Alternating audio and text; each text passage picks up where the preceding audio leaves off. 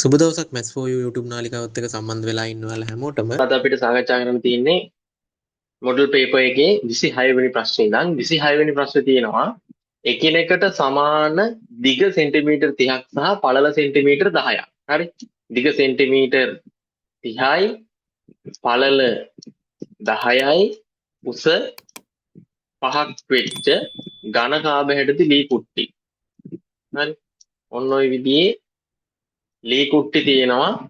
ලී කැබලි කිහිපයක් එකිනෙක මත තබා ධාරයක දිග සෙන්ටිමීටර් 30ක් වන සම්පූර්ණ ඝනකයක් නිර්මාණය කර ඇත. ඒතකොට ඝනකයක ධාර කීයක් තියෙද?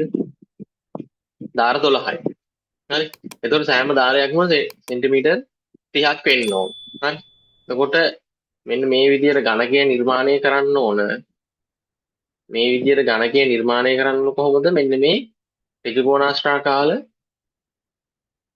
ත්‍රිකෝණාශ්‍රාකාර ලී කුට්ටි එක මත එක තියලා මේ විදිහේ ඝනකයක් හදන්නලු. මොන්ටිසෝරි කාලේ වැඩක්. එතකොට ඝනකයේ උස 30ක් එනවා. ඝනකයේ දිග 30ක් එනවා. ඝනකයේ පළල 30ක් වෙනවා. හැබැයි අපේ ලී කුට්ටියේ පළල 10යි. එහෙනම් ලී කුට්ටියේ පළල 10 නිසා 10 වරක් 3 30යි. මේ විදිහට තුනක් තියන්න පුළුවන්. හරි. මේ පැත්තට දිග. ප්‍රශ්නයක් නැහැ නේ 30ක් දිගයි. හරිද? එහෙනම් යටතම තුනක් තිබුවා. ඊට පස්සේ උස 5යි එක ලී කෑල්ලක ඝනකයේ උස 30ක් ගන්න ඕනේ. එහෙනම් මේ වගේ ස්තර කීයක් තියන්න ඕනද? 6 වරක් 5 30යි. එහෙනම් 5ක් තියන්න ඕන.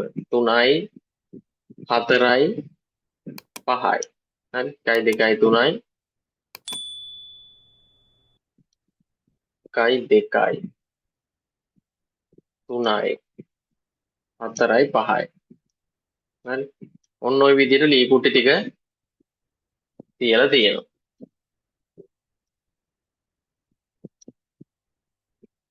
හරි. ලී කුට්ටි ටික ඔය විදිහට තියලා තියෙනවා. දැන් අපෙන් අහන්නේ මේ ඝනකයේ පිටතින් පේන මුහුණත් අතුරින් සම්පූර්ණ ලී කැබැල්ලක හරි සම්පූර්ණ ලී කැබැල්ලක එක මුහුණතක්වත් පිටතට නොපෙනෙන පරිදි ඝනකයේ ඇතුළත අභ්‍යන්තරයේ සැඟවී ඇති.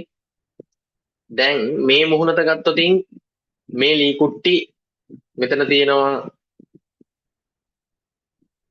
6යි 15ක් තියෙනවා ලී කුට්ටි. හරිද? ඒක ලී කුට්ටි 15ක් විතර තමයි ඝනකය හදලා තියෙන්නේ. මේ උස පැත්තට 6 ගොඩවල් තියෙන්න ඕනේ. 5 වරක් 6 නේ 30. එතකොට මෙතෙන්ට තව එකක් එන්න ඕනේ. 1යි 2යි 3යි 4යි 5යි. තව ඝනක පේලියක් තව ලී කුට්ටි පේලියක් එන්න ඕනේ. ලී කුට්ටි පේලි 6ක් තියෙන්න ඕනේ. 6 වරක් 5 නේ 30. එතකොට උස පැත්තට ඝනකාභ 5ක් තියෙනවා. ඒතර පල්ල පැත්තට තියෙන්නේ 3යි. දිග පැත්තට ඝනකාභයේ දිගනේ අපි ගත්තේ. ඒ කියන්නේ ඝනකාභ හැඩති ලී කුට්ටිනේ ගත්තේ. එතකොට ওই විදිහට ආන් ලී කුට්ටි තියලා හැදුවම පිටතින් පෙනෙන මුහුණත ගත්තොතින් මේ පැත්තේ මුහුණත් ඔක්කොම පිටට පේනවා. ඒතකොට හැම ඝනකයක්ම අහුවෙලා ඉවරයි. මේ පැත්තේ නම් අහුවෙන්නේ මේ පැත්තට අහුවෙන්නේ මෙන්න මේ ඝනක පේලිය විතරයි. මේ පේලියේ මුහුණත් ටික විතරයි. මේ පැත්තට අහුවෙන්නේ මේ පේලිය විතරයි. යටට අහුවෙනවා මේ තුනම, උඩට අහුවෙනවා මේ තුන. එහා පැත්තෙත් මේ වගේ අහුවෙනවා. එතකොට සෑම ලී කුට්ටියක්ම එක මුහුණතක් හරි පිටතින් පෙනෙන මුහුණත් වලට අහුවෙලා තියෙන. එහෙනම් පිටතට නොපෙනෙන පරිදි ඝනකයේ ඇතුළතම නැත්නම් අභ්‍යන්තරේ සැඟවෙච්ච ලී කුට්ටි තියෙනවද කියලා අහනවා. එහෙම ලී කුට්ටි එකක්වත් මේකේ නැත. එහෙනම් පැහැදිලිව අයිඩියා එක ගන්න ඕන මේ ලී කුට්ටියේ දිගයි පළලයි උසයි එක ඝනකය හදන්නේ කොහොමද කියලා. එතකොට මෙන්න මේ විදිහට ඝනකය හැදුවම ඇතුලේ ලී කුට්ටියක් තියෙනවද කියලා අහනවා. පිටතට නොපෙනෙන එක මුහුණතක්වත්. එහෙම එකක් නැහැ. හැම ලී කුට්ටියකම එක මුහුණතක් හෝ අපිට පේන්න තියෙනවා. ඝනකයේ මුහුණත් අයින් එකකට එකක් හරි සෙට් වෙනවා. හරි. එහෙනම් එක මුහුණතක් ගන්න නැති නිසා 26ට උත්තරේ වෙන්න ඕන 1. හරි. අභ්‍යන්තරයේ සැඟවී ඇති ලී කැබලි නැහැ. එක මුහුණතක් හරි අඩුම තරමේ අපිට පේනවා. පැහැදිලිද? මට සටහන් කර ඊළඟට 27 සිට 29 තෙක් ප්‍රශ්න ඇල්ෆා සහ බීටා නම් ප්‍රබන්ධමය රාජධානි දෙකක් මත පදනම් වේ. ඉන් එක රාජධානියක සංඛ්‍යා ලියන ලද්දේ දෙකේ පාදයෙන් වන අතර අනෙක් රාජධානිය සංඛ්‍යා ලියන ලද්දේ තුනේ පාදයෙන් ය. උදාහරණයක් ලෙස ඇල්ෆා වැසියන් තරුවයි වෘත්තයයි තරුවයි ලෙස දීපු සංඛ්‍යාව බීටා වැසියන් ලිව්වේ ත්‍රිකෝණය සහ ත්‍රිකෝණයයි කොටුව ලෙසය. එතකොට මේ දීලා තියෙන ඉමෝජි තමයි එක එක ප්‍රබන්ධමය රාජධානි දෙකේ පාවිච්චි වෙන්නේ. ඇල්ෆා වැසියන්ගේ එක ඉමෝජියක් බීටා වැසියන්ගේ තවත් ඉමෝජියක් තියෙන්න පුළුවන්. ඒ දෙගොල්ලොම එකම ඉමෝජියක් පාවිච්චි කරනවා කියලා සමහර ඔටුතුළු විභාගෙට දීලා තිබ්බා. ඒක කියලා තියෙද මේකේ. එහෙම එකක් නෑ. ඒතකොට මේක සංකේතාංශිත ගැටලුවක්. පැහැදිලිනේ. එතකොට මේ ගැටලුව විසඳන්න නම් අපි මොකද්ද තේරුම් ගන්න ඕනේ?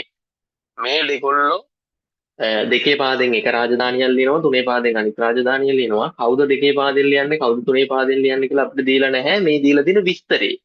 හරිද? මොකක්ද ඉන්න රාජධානි දෙක? එකක් ඇල්ෆා, අනිත් එක්කෙනා බීටා. හරි. Alpha රාජධානියයි beta රාජධානියයි. රාජධානි දෙකයි. හරිද?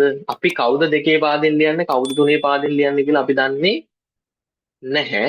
හැබැයි ඇල්ෆා වැසියන් ලියන සංකේතයක් අපි දන්නවා කොහොමද? තරුවයි වෘතයයි තරුව. එහෙනම් ඇල්ෆා වැසියන් මෙන්න මේ විදියට ලියන එක. හරි. ඇල්ෆා වැසියන් මෙන්න මේ විදියට ලියන එක. බීටා වැසියන් ලියනවලු ත්‍රිකෝණයයි කොටුවයි. හරි. එතකොට මේගොල්ලෝ සංකේත දෙකක් දැන් මේගොල්ලන්ගේ ඇල්ෆායගේ සංකේත දෙකක් අපිට පැහැදිලි. තරුවයි වෘතයයි සංකේත දෙකයි. එතකොට බීටාලාගේ තියෙනවා ත්‍රිකෝණයයි සමචතුරස්‍රයකුයි තියෙනවා. හරිද? එතකොට සංකේත තුනක් තියෙන කෙනා තුනේ පාදයක්, සංකේත දෙකක් තියෙන කෙනා දෙකේ පාදයක් කියලා අපිට පැහැදිලි. එතකොට අපි මෙතනින් අපිට කරුණු මැද නිසා අපි යනවා 27 වෙනි ප්‍රශ්නේ දිහාවට. 27 වෙනි ප්‍රශ්නේ තියෙනවා ඇල්ෆා වැසියන් තරු තුනක් ලෙස ලියූ සංඛ්‍යාව බීටා වැසියන් ලියන ලද්දේ කෙසේද? ඇල්ෆා වැසියන් ලියනවා තරු තුනක්. එතකොට පැහැදිලි තරුව කියන්නේ ඇල්ෆායගේ සංකේතයක්. හරි. එතකොට පැහැදිලි තරුව කියන්නේ ඇල්ෆා වැසියන්ගේ තියෙන සංකේතයක් බව. තරු තුනකින් ලියන සංඛ්‍යාව බීටා වැසියන් ලිව්වේ කොහොමද කියලා අපෙන් අහලා තියෙන 27 වෙනි ප්‍රශ්නේ. එතකොට බීටා කියන රාජධානිය අය ලියන සංකේත දෙකක් අපේ ළඟ තියෙනවා තරුවයි කොටුවයි. හරිද? උත්තර පහේම තියෙනවා තරුවයි කොටුවයි නේ. එකේ තියෙනවා දෙවෙනි එකේ තියෙනවා කොටුවයි තරුවයි ඊට පස්සේ ත්‍රිකෝණයයි කොටුවයි තමයි බීටා වැසියන්ගේ සංකේත දෙක. පළවෙනි පිළිතුරේ තියෙනවා ත්‍රිකෝණයයි කොටුවයි, දෙවෙනි එකේ තියෙනවා කොටුවයි ත්‍රිකෝණයයි, තුන්වෙනි එකේ තියෙනවා ත්‍රිකෝණ දෙකයි කිරිබත් කොටුවක්. හතරවෙනි එකේ කොටු දෙකක් තියෙනවා, පස්වෙනි එකේ ත්‍රිකෝණයයි කිරිබත් කොටුවයි ත්‍රිකෝණයයි. එතකොට මේ අපිට උත්තර පහ දිහා බැලුවොත් බීටා වැසියන් ලියන එකක් නෙමේ උත්තර පහම තියෙන්න ඕන. එහෙනම් බීටා වැසියන්ගේ තවත් සංකේතයක් තියෙන බව අපිට පැහැදිලි. එහෙනම් බීටා වැසියන්ගේ සංකේත තුනක් තියෙනවා. බීටා වැසියන්ගේ සංකේත තුනක් තියෙනවා. මොකද්ද? ත්‍රිකෝණය, කොටුව, කිරිබත් කොට්ට. ඇල්ෆා වැසියන්ගේ සංකේත දෙකයි අපිට තියෙන්නේ. එහෙනම් අපිට පැහැදිලි මේගොල්ලොන්ගේ ඉලක්කම් 3යි බීටලාගේ ඇල්ෆාගේ ඉලක්කම් 2යි. එහෙනම් කවුද දෙකේ පාදය? එහෙනම් ඇල්ෆා දෙකේ පාදය කියලා අපිට දැන් පැහැදිලි. හරි? ඇල්ෆා දෙකේ පාදය කියලා පැහැදිලි. බීටා තුනේ පාදය කියලා පැහැදිලි. ඕන දැන් අපි හොයාගත්තා. ගානේ කියලා තියෙන්නේ එක ප්‍රබන්ධම රාජධානියක් තුනේ පාදේනොත් අනිත් ප්‍රබන්ධමේ රාජධානිය දෙකේ පාදේනොත් කියලා විතරයි. දැන් අපි හොයාගත්ත විදිය පැහැදිලිද? හොයාගත්තේ මේ උත්තර දිහා බලලා. උත්තර පහ දිහා බැලුවා අපිට අලුත් ලකුණක් තියෙනවා බීටා වැසියන් ලියපු. එහෙනම් මේ දෙකට අමතරව ත්‍රිකෝණය කොටුවට අමතරව කිරිබත් කොටුවක් තියෙනවා කියන්නේ ඒකත් බීටා අය ලියන මේ එකක් නේද? සංකේතයක් නේ. එහෙනම් සංකේත තුනක් තියෙන්නේ තුනේ පාදෙට. එතකොට තුනේ පාදයේ අයගේ සංකේත තුනට මොනවද ඉන්ඩිකේට් වෙන්නේ? බිංදුව 1 2. හරි. මේ පැත්තේ තියෙන්න ඕන බිංදුව 1. දැන් බිංදුව කියන්නේ ත්‍රිකෝණෙද? අපි ඒක දන්නේ නැත. අපි ඒක දන්නේ නැත. හරිද? දැන් අපිට ඒකත් හොයාගන්න වෙනවා. දැන් අපි ඒක කොහොමද හොයාගන්න වෙන්නේ? එහෙනම් අපි ඒක හොයාගෙන හරියටම මෙතන ඉස්සරහින් ලියමු මොකද්ද කියලා. හරි. මම මේ නිකන් කිව්වේ බිංදුව 1 2 මේ පැත්තට දෙන්නේ බිංදුව 1යි. දැන් අපි යනවා ආපහු ප්‍රශ්නෙට. හරිද? ওই විස්තර ටික දැන් අපි දෙකේ පාදේ කවුද තුනේ පාදේ කියලා හොයාගන්න ඉතින් අංග එකට කරන්න ඕනේ. දැන් අපිට පැහැදිලි ඇල්ෆා කියන ප්‍රබන්ධමේ රාජධානිය ඇල්ෆා රාජධානිය දෙකේ පාදයෙන් තමයි Tamanගේ සමීකරණ ලියලා තියෙන්නේ. එතකොට මේකේ බලන්න උදාහරණයක් ලෙස ලියපු එක ඇල්ෆා වැසියන් තරුවයි වෘතයයි තරුව ලෙස ලියු සංඛ්‍යාව. එහෙනම් ඇල්ෆා වැසියන්ගේ මෙන්න මේ සංඛ්‍යාව ඒගොල්ලන්ගේ තියෙන සංකේත දෙකයිමයි පුතේ 1 හෝ 2නේ. අපි දන්නේ තරුව 1ද එක හෝ දෙක නෙමෙයි ඇල්පවැසියන්ගේ සංකේත දෙක වෙන්නේ බිඳුව හෝ එකනේ. ඒකට අපි දන්නේ ඇල්පවැසියන්ගේ තරුව බිඳුවද බිඳුව නැත්තම් මේ වෘතයේ තියෙන තැනට එක එනවද නැත්තම් වෘතයට බිඳුව ඇවිල්ලා තරුවට එක එනවද කියලා. ওই දෙක කොහොමද කියලා අපි දන්නේ නැහැ. ඒක නිසා අපිට මෙතෙන්දි ගන්න පුළුවන් තරුවට එක ගත්තොතින් එක වෘතයට බිඳුව එක. එහෙම නැත්තම් වෙන්න පුළුවන් බිඳුව එක බිඳුව. මේකත් දෙකේ පාදේ මේකත් දෙකේ පාදේ. පැහැදිලිද? තේරුණාද වැඩි? එහෙනම් වෙන්න පුළුවන් දෙකයිනේ. එක්ක එක බිඳුව එක වෙන්න ඕන නැත්නම් බිඳුව එක බිඳුව වෙන්න ඕන. එක්ක තරුව බිඳුව වෙන්න ඕන එක්ක තරුව එක වෙන්න ඕන. මොන අවස්ථා දෙකයි තියෙන්නේ.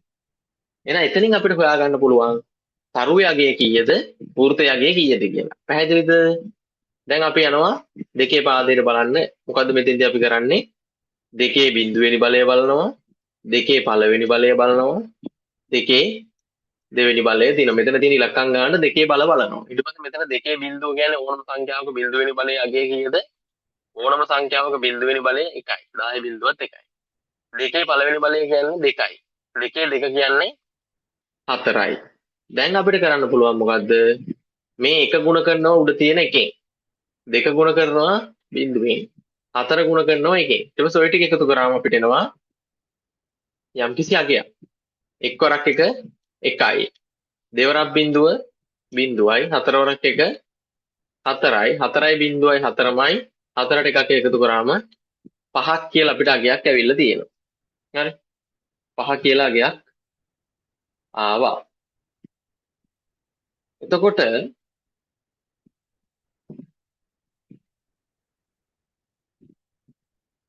මේ දෙක බලුවම මෙතෙන්ට ගියොතින් අපිට ගන්න පුළුවන් කොහොමද? දෙකේ බිඳුව දෙකේ එක දෙකේ දෙක. ඕනම සංඛ්‍යාවක බිඳුවෙනි බලය කියන්නේ 1යි, දෙකේ එක කියන්නේ 2යි, දෙකේ දෙක කියන්නේ 4යි. එක්වරක් බිඳුව බිඳුවයි, දෙවරක් එක 2යි, දෙවරක් බිඳුව හතරවරක් බිඳුව බිඳුවයි. එතකොට මෙතෙන්ට අපිට එන්නේ දෙක විතරයි. හරි? මෙතෙන්ට අපිට එන්නේ දෙක විතරයි.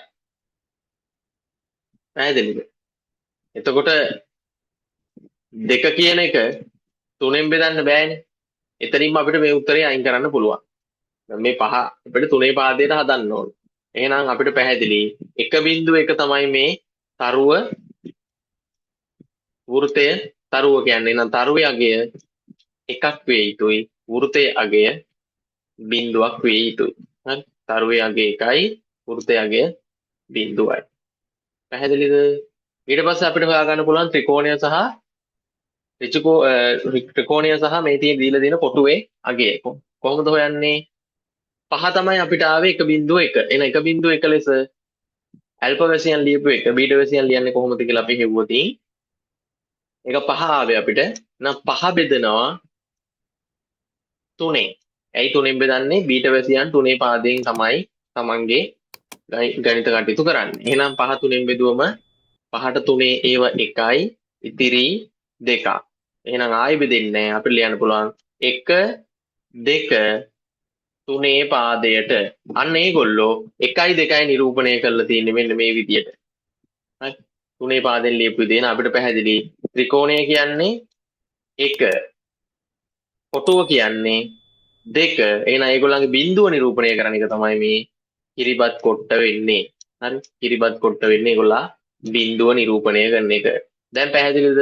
දැන් අපි දන්නවා මේ රාජධානි දෙකේම ඒගොල්ලන්ගේ සංකේත වලින් භාවිතා කරන ඉලක්කම් වෙනුවට භාවිතා කරන සංකේත ටික. පැහැදිලිද මෙතෙන්ට එනකම්? පැහැදිලිනේ. එහෙනම් දැන් අපි යන් ප්‍රශ්නෙට. ප්‍රශ්නේ පළවෙනි එක 27 වෙනි ප්‍රශ්නේ තියෙන්නේ ඇල්ෆා වැසියන් තරු 3ක් ලෙස ලියූ සංඛ්‍යාව බීටා වැසියන් ලියන්නේ කෙසේද? අපි දන්නවා දැන් තරුවේ අගය කීයද කියලා. හරි? එහෙනම් ඇල්ෆා හරි 27 වෙනි ප්‍රශ්නය. ඇල්ෆා ලියන්නේ තරු 3ක්නේ. තරු 3ක් කියන්නේ මොකද්ද පුතා? 1 1 1 මොන පාදෙන්ද? දෙකේ පාදයෙන්. එහෙනම් දැන් අපිට පුළුවන් දෙකේ බිඳුව දෙකේ එක දෙකේ දෙක බලන්න පුළුවන්. ඕනම සංඛ්‍යාවක බිඳුවෙනි බලය 1යි. ඕනම සංඛ්‍යාවක දෙකේ පළවෙනි බලය 2යි. දෙකේ දෙවෙනි බලය 4යි. දැන් අපිට ගුණ කරන්න පුළුවන් මේ ටික උඩ තියෙන ඉලක්කම් එක්ක. එක් වරක් එක 1යි. හරි. දෙවරක් එක 2යි. හතර වරක් එක 4යි. 4යි 2යි 6යි 1යි 7යි කියලා ගයක් කියනකොට.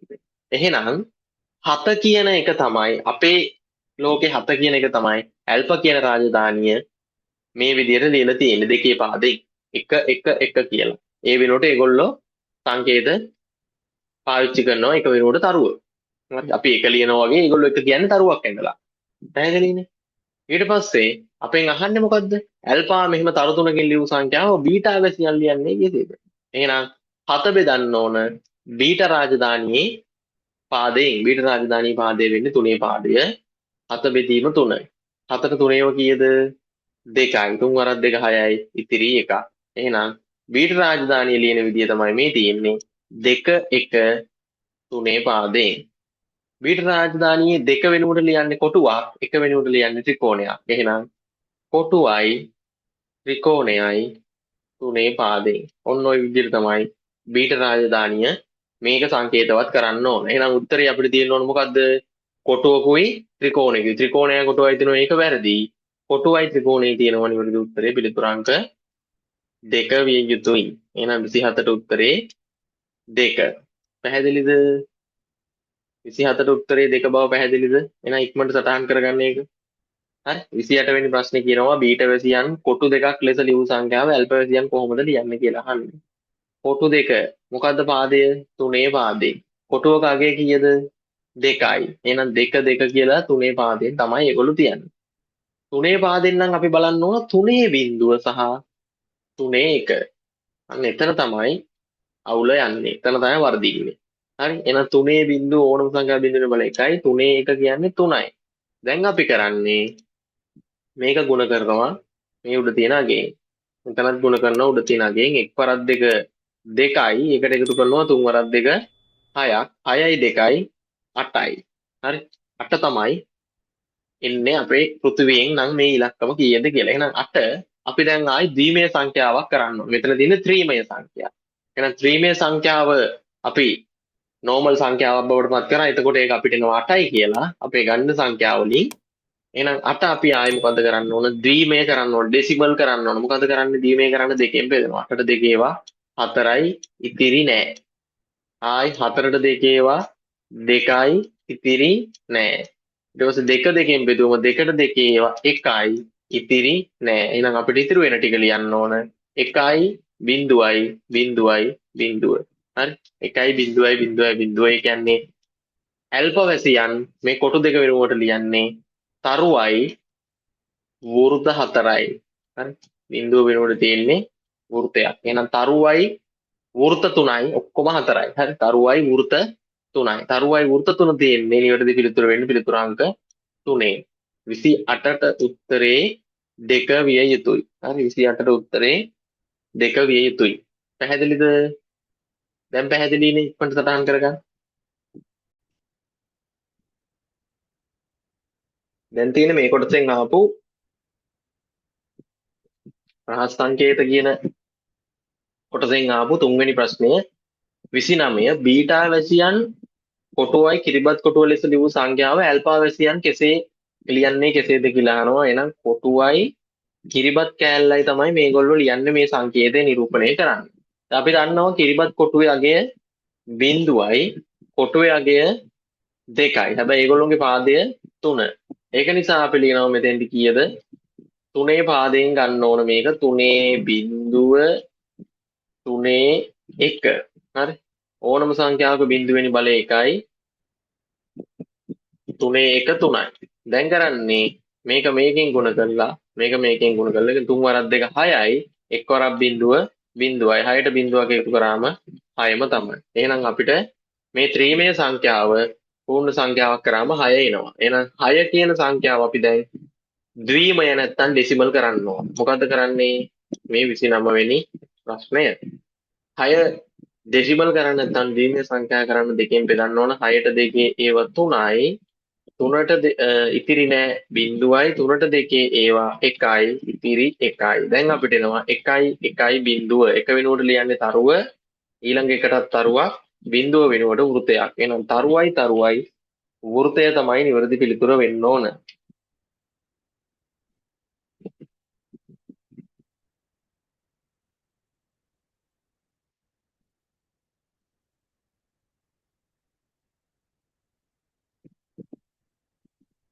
තුනේ 3ට 2 එකයි එකක් ඉතිරිනේ තරුවයි 0 තමයි එන්නේ. එතකොට නේ 1යි 0.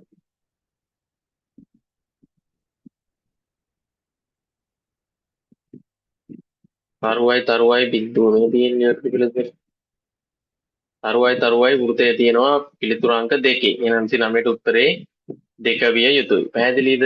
දැන් එතකොට රහස් සංකේත කොටස ඉවරයි. හරි 29ට 2 කියලා දාලා තියෙනවා පම්තිකාගේ උත්තරේ හරි.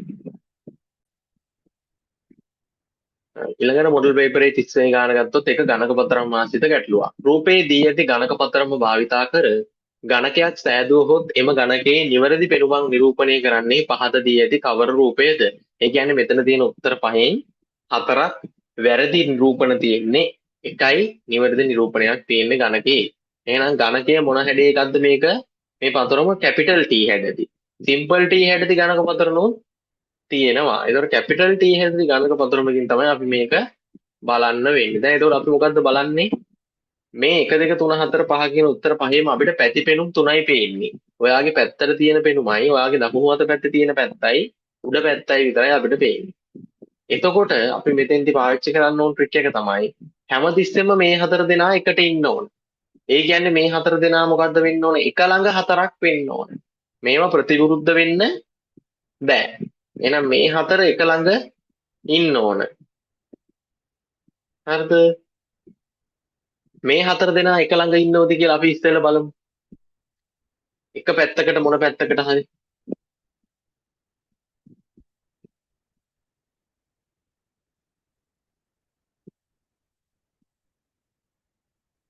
මේ පැත්තට ගත්තොත් සම්පූර්ණ වැරදි. එතකොට මේක නිවැරදි පෙනුමක් නිරූපණය කරන්නේ නැහැ. මේක වැරදි. මොකද මේ i අකුරත් එක්ක බිඳුව එන්න විදියක් නැහැ කිසි වෙලාවක. නේද?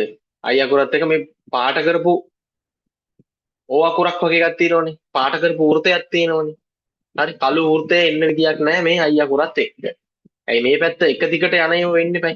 මේ හතරම යන්න ඕන එක ළඟ හතරක්. හරි.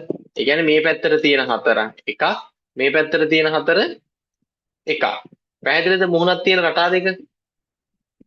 එහෙනම් ඔය රටා දෙකෙන් එකක තියෙන්න ඕන මෙන්න මේ මම ඇඳලා තියෙන එක ගණකේ. පැහැදිලිද? ඒ විදිහට තමයි බලන්න වෙන්නේ. එතකොට මේ හරස් ඉරක් තියෙන මුහුණත තියෙනවා මේ පැත්තේ. ඒ පැත්තටම තියෙනවා ආයි අකුර.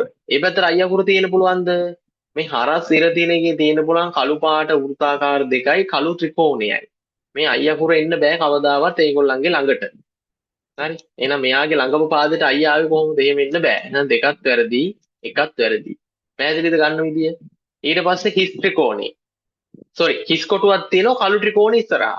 කළු ත්‍රිකෝණෙත් එක්ක අනිවාර්යෙන්ම ඉන්න ඕන කළු බෝලයක්. මොකද මේ පැත්තේ කළු බෝලෙත් ඇවිල්ලා මෙතෙන් තමයි කනෙක්ට් වෙන්නේ. මේක පතරම කරකවල ගණකය හැදුවම. එහෙනම් කළු බෝලයක් එක්ක හිස් කොටුවක් ඉන්න විදිහක් නැහැ. තුන්වෙනි උත්තරෙත් වැරදි. කළු බෝලෙත් එක්ක හිස් කොටුවක් ඉන්න විදිහක් නැහැ. පැහැදිලිද? ඊට පස්සේ හතරවෙනි එකේ මොකක්ද තියෙන්නේ? හතරවෙනි එකේ තියෙනවා කළු ත්‍රිකෝණයයි කළු බෝලයයි හරියටම හරි එකම විදියට එකම පැටර්න් එකේ ඉන්න. ඊට පස්සේ පහේ මොකද්ද වෙන්නේ? කළු බෝලයයි කළු ත්‍රිකෝණයයි මේ පැටර්න් එකට ඉන්නවා. හරි. මේ අතට ඉන්නවා. ඒතර මේ පැත්තට තියෙන්න ඕන මොකද්ද? ඒ පැත්තට තියෙන්න ඕන එක දැන් අපි ඊළඟට බලමු. දැන් එක පැටර්න් එකක් බැලුවම 4යි 5යි උත්තර දෙක ඉතුරුනා අපිටනේ. කළු ත්‍රිකෝණේ කළු වෘත්තයයි කළු ත්‍රිකෝණේ කළු වෘත්තයයි එක ළඟ තියෙනවා. එක ළඟනේ මේකෙත් තියෙන පතරමෙත්. එහෙනම් ඒක පැහැදිලි. ඒ පැත්ත හරි. ඊට පස්සේ අපිට මම කියවනේ මෙතන එකක් මේක. දැන් මේ වෙන එක මම ඇදලා පෙන්නන්න. එකක් මේ පැත්තට අනිත් එක මෙහෙමනේ. හරි. උඩ යට මුහුණත් එක්ක එන එකයි වම දකුණ මුහුණත් එක්ක යන එකයි. ওই විදිහ රටා දෙකක් නේ මේකේ තියෙන්න පුළුවන්. එතකොට දැන් මේ එක රටාවක් අපි අරගෙන ඉවරයි මෙන්න මේ ටික. ඒ ටික ගත්තා නම් අපිට ඊළඟට ගන්න පුළුවන් වෙන්නේ මේ තුනත් එක්ක මෙන්න මෙයා. නේද? මේ තුනත් එක්ක මෙයා ඉන්න පුළුවන් නේද?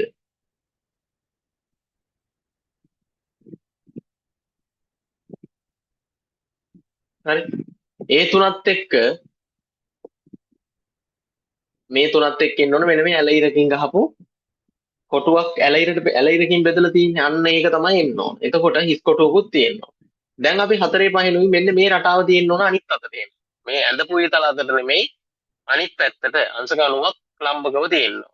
එහෙනම් ත්‍රිකෝණය මෙහෙම තියෙනවා නම් I අකුර තියෙන ත්‍රිකෝණයේ ශීර්ෂ පැත්තට මේ ත්‍රිකෝණය මෙහෙම තියෙනවා ත්‍රිකෝණයේ ශීර්ෂ පැත්තට තමයි I අකුර තියෙන්නේ. එහෙනම් මේ රටාව හරියටම හරි වෙන්න පුළුවන් එකක්. අපෙන් අහන්නේ නිවැරදි පෙනුමක් නිරූපණය කරන්නේ. පස්වෙනි එක අපි බලමු.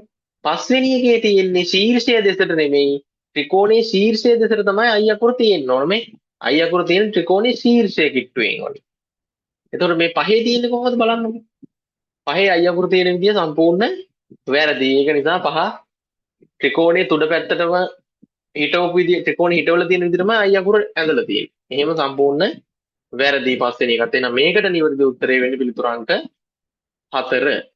හරි. ගණක පතරම් වලට නිවැරදි උත්තරේ වෙන්නේ පිළිතුරු අංක 4. ඊළඟට අපි එනවා මොඩල් පේපරේ 31 32 33 ප්‍රශ්න වලට. අංක 31 32 33 ප්‍රශ්න පහත දක්වන විස්තරය මත පදනම් වේ. මොන විස්තරයක් තියෙනවා. එහෙනම් මේ මොකද්ද ඡේද ප්‍රශ්නය. එතකොට ඡේද ප්‍රශ්නය අපි කොටස් 3ක් එනවා ප්‍රශ්න 3ක් එනවා ලකුණු 6ක්. ඡේද ප්‍රශ්නය අපි විසඳන්නේ කොහොමද? හේතු දැක්මේ කුසලතාවල මම කියලා දුන්නා පුංචි වගුවක් ගහලා මේක විසඳන විදිය. තට්ටු පහකුන් යුත් ගොඩනැගිල්ලක පළවන තට්ටුවේ සිට පස්වන තට්ටුව දක්වා A B C D සහ E යන නිලධාරීන් 5 දෙනා පදිංචිව සිටිති. A මොන තට්ටුවේද? B මොන තට්ටුවේද? A පළවෙනි තට්ටුවේද? එහෙම එකක් නැහැ. ඔවුන් භාවිතා කරන කාර් රථ වර්ග වන්නේ Toyota, Honda, BMW, Benz සහ Audi වේ. ඒ පිළිවෙලින් නෙමෙයි. හරි. A කියන්නේ Toyota, B කියන්නේ Honda. ඒගොල්ලන්ගේ කාර් නෙමෙයි මෙතන මාරු වෙලා තියෙන්නේ. ඊට පස්සේ අපිට පොයින්ට් 5ක් දීලා තියෙනවා. හරි. මේ ටික් 5ක් දීලා තියෙනවා. මෙතනින් අපිට හොයා ගන්න පුළුවන් දැන් විස්තරේ. අපි දැන් මෙතන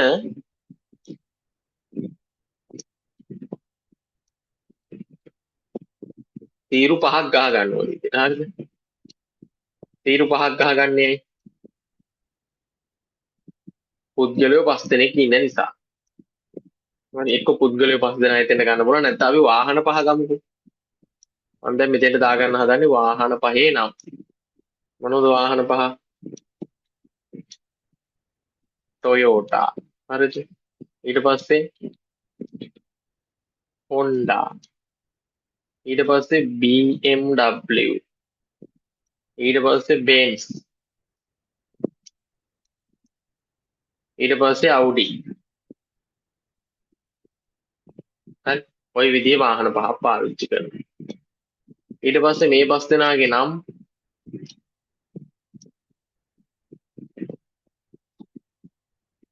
තියෙන්නේ කොහොමද? නම් තියෙන්නේ A B C D E ලෙස. හරි. එහෙනම් දැන් වාහන ටික පැහැදිලි, නම් ටික පැහැදිලි. දැන් අපි යනවා පළවෙනි පොයින්ට් එකට. පස්වන තට්ටුවේ පදිංචි නිලධාරියා පදවන්නේ බෙන්ස් රථයකි. පස්වෙනි තට්ටුව කියන්නේ මොකද්ද? දැන් අපි තට්ටුවක් දන්නේ නැහැ. හරි තට්ටුවක් දන්නේ නැහැ. හැබැයි එයා පදින්නේ බෙන්ස් එකක්ද? එහෙනම් බෙන්ස් එක පදින්නේ පස්වෙනි තට්ටුවේ කෙනා. හරිද? C පදිංචිව සිටිනේ Aට වඩා ඉහළ තට්ටුවක වන අතර Dට වඩා පහළ තට්ටුවකය. C පදිංචිව සිටින්නේ Aට වඩා ඉහළ තට්ටුවක. හරි. එතකොට A 2 වෙන්නත් පුළුවන්, 1 වෙන්නත් පුළුවන්, 3 වෙන්නත් පුළුවන්. හරිද? එතකොට Dට වඩා පහළ තට්ටුවකම D එක එක ඒවා වෙන්න පුළුවන්. C කොහෙද කියලා අපිට හරියටම කියන්න බෑ. එහෙනම් දෙවෙනි පොයින්ට් එක අපි තාම සැලකිල්ලට ගන්න නැහැ. තුන්වෙනි පොයින්ට් එක D පදිංචිව ඒක පොඩ්ඩක් තියලා තුන්වෙනි එකට යනවා. D පදිංචිව සිටින්නේ 4 වන තට්ටුවේ වන අතර ඔහු අවුඩි රථවත් පදවයි. ඔන්න පැහැදිලිව D ගැන විස්තරය කියලා තියෙනවා. D 4 වෙනි තට්ටුවේලු. අවුඩි රථවත් පදවයිලු. එහෙනම් D පදින්නේ අවුඩි එකක් ඉන්නේ 4 වෙනි තට්ටුවේ. අනිත් ඒවා එකක්වත් එයාට නෑ. එහෙනම් මේ පැත්තටත් නෑ. ඒවට වෙන තැනක් ගන්න බෑ දැන් D ට. D ගේ කාර් එකත් හරි D ගේ තට්ටුවත් හරි. පැහැදිලිද? එහෙනම් D ඉන්නේ 4 වෙනි තට්ටුවේ.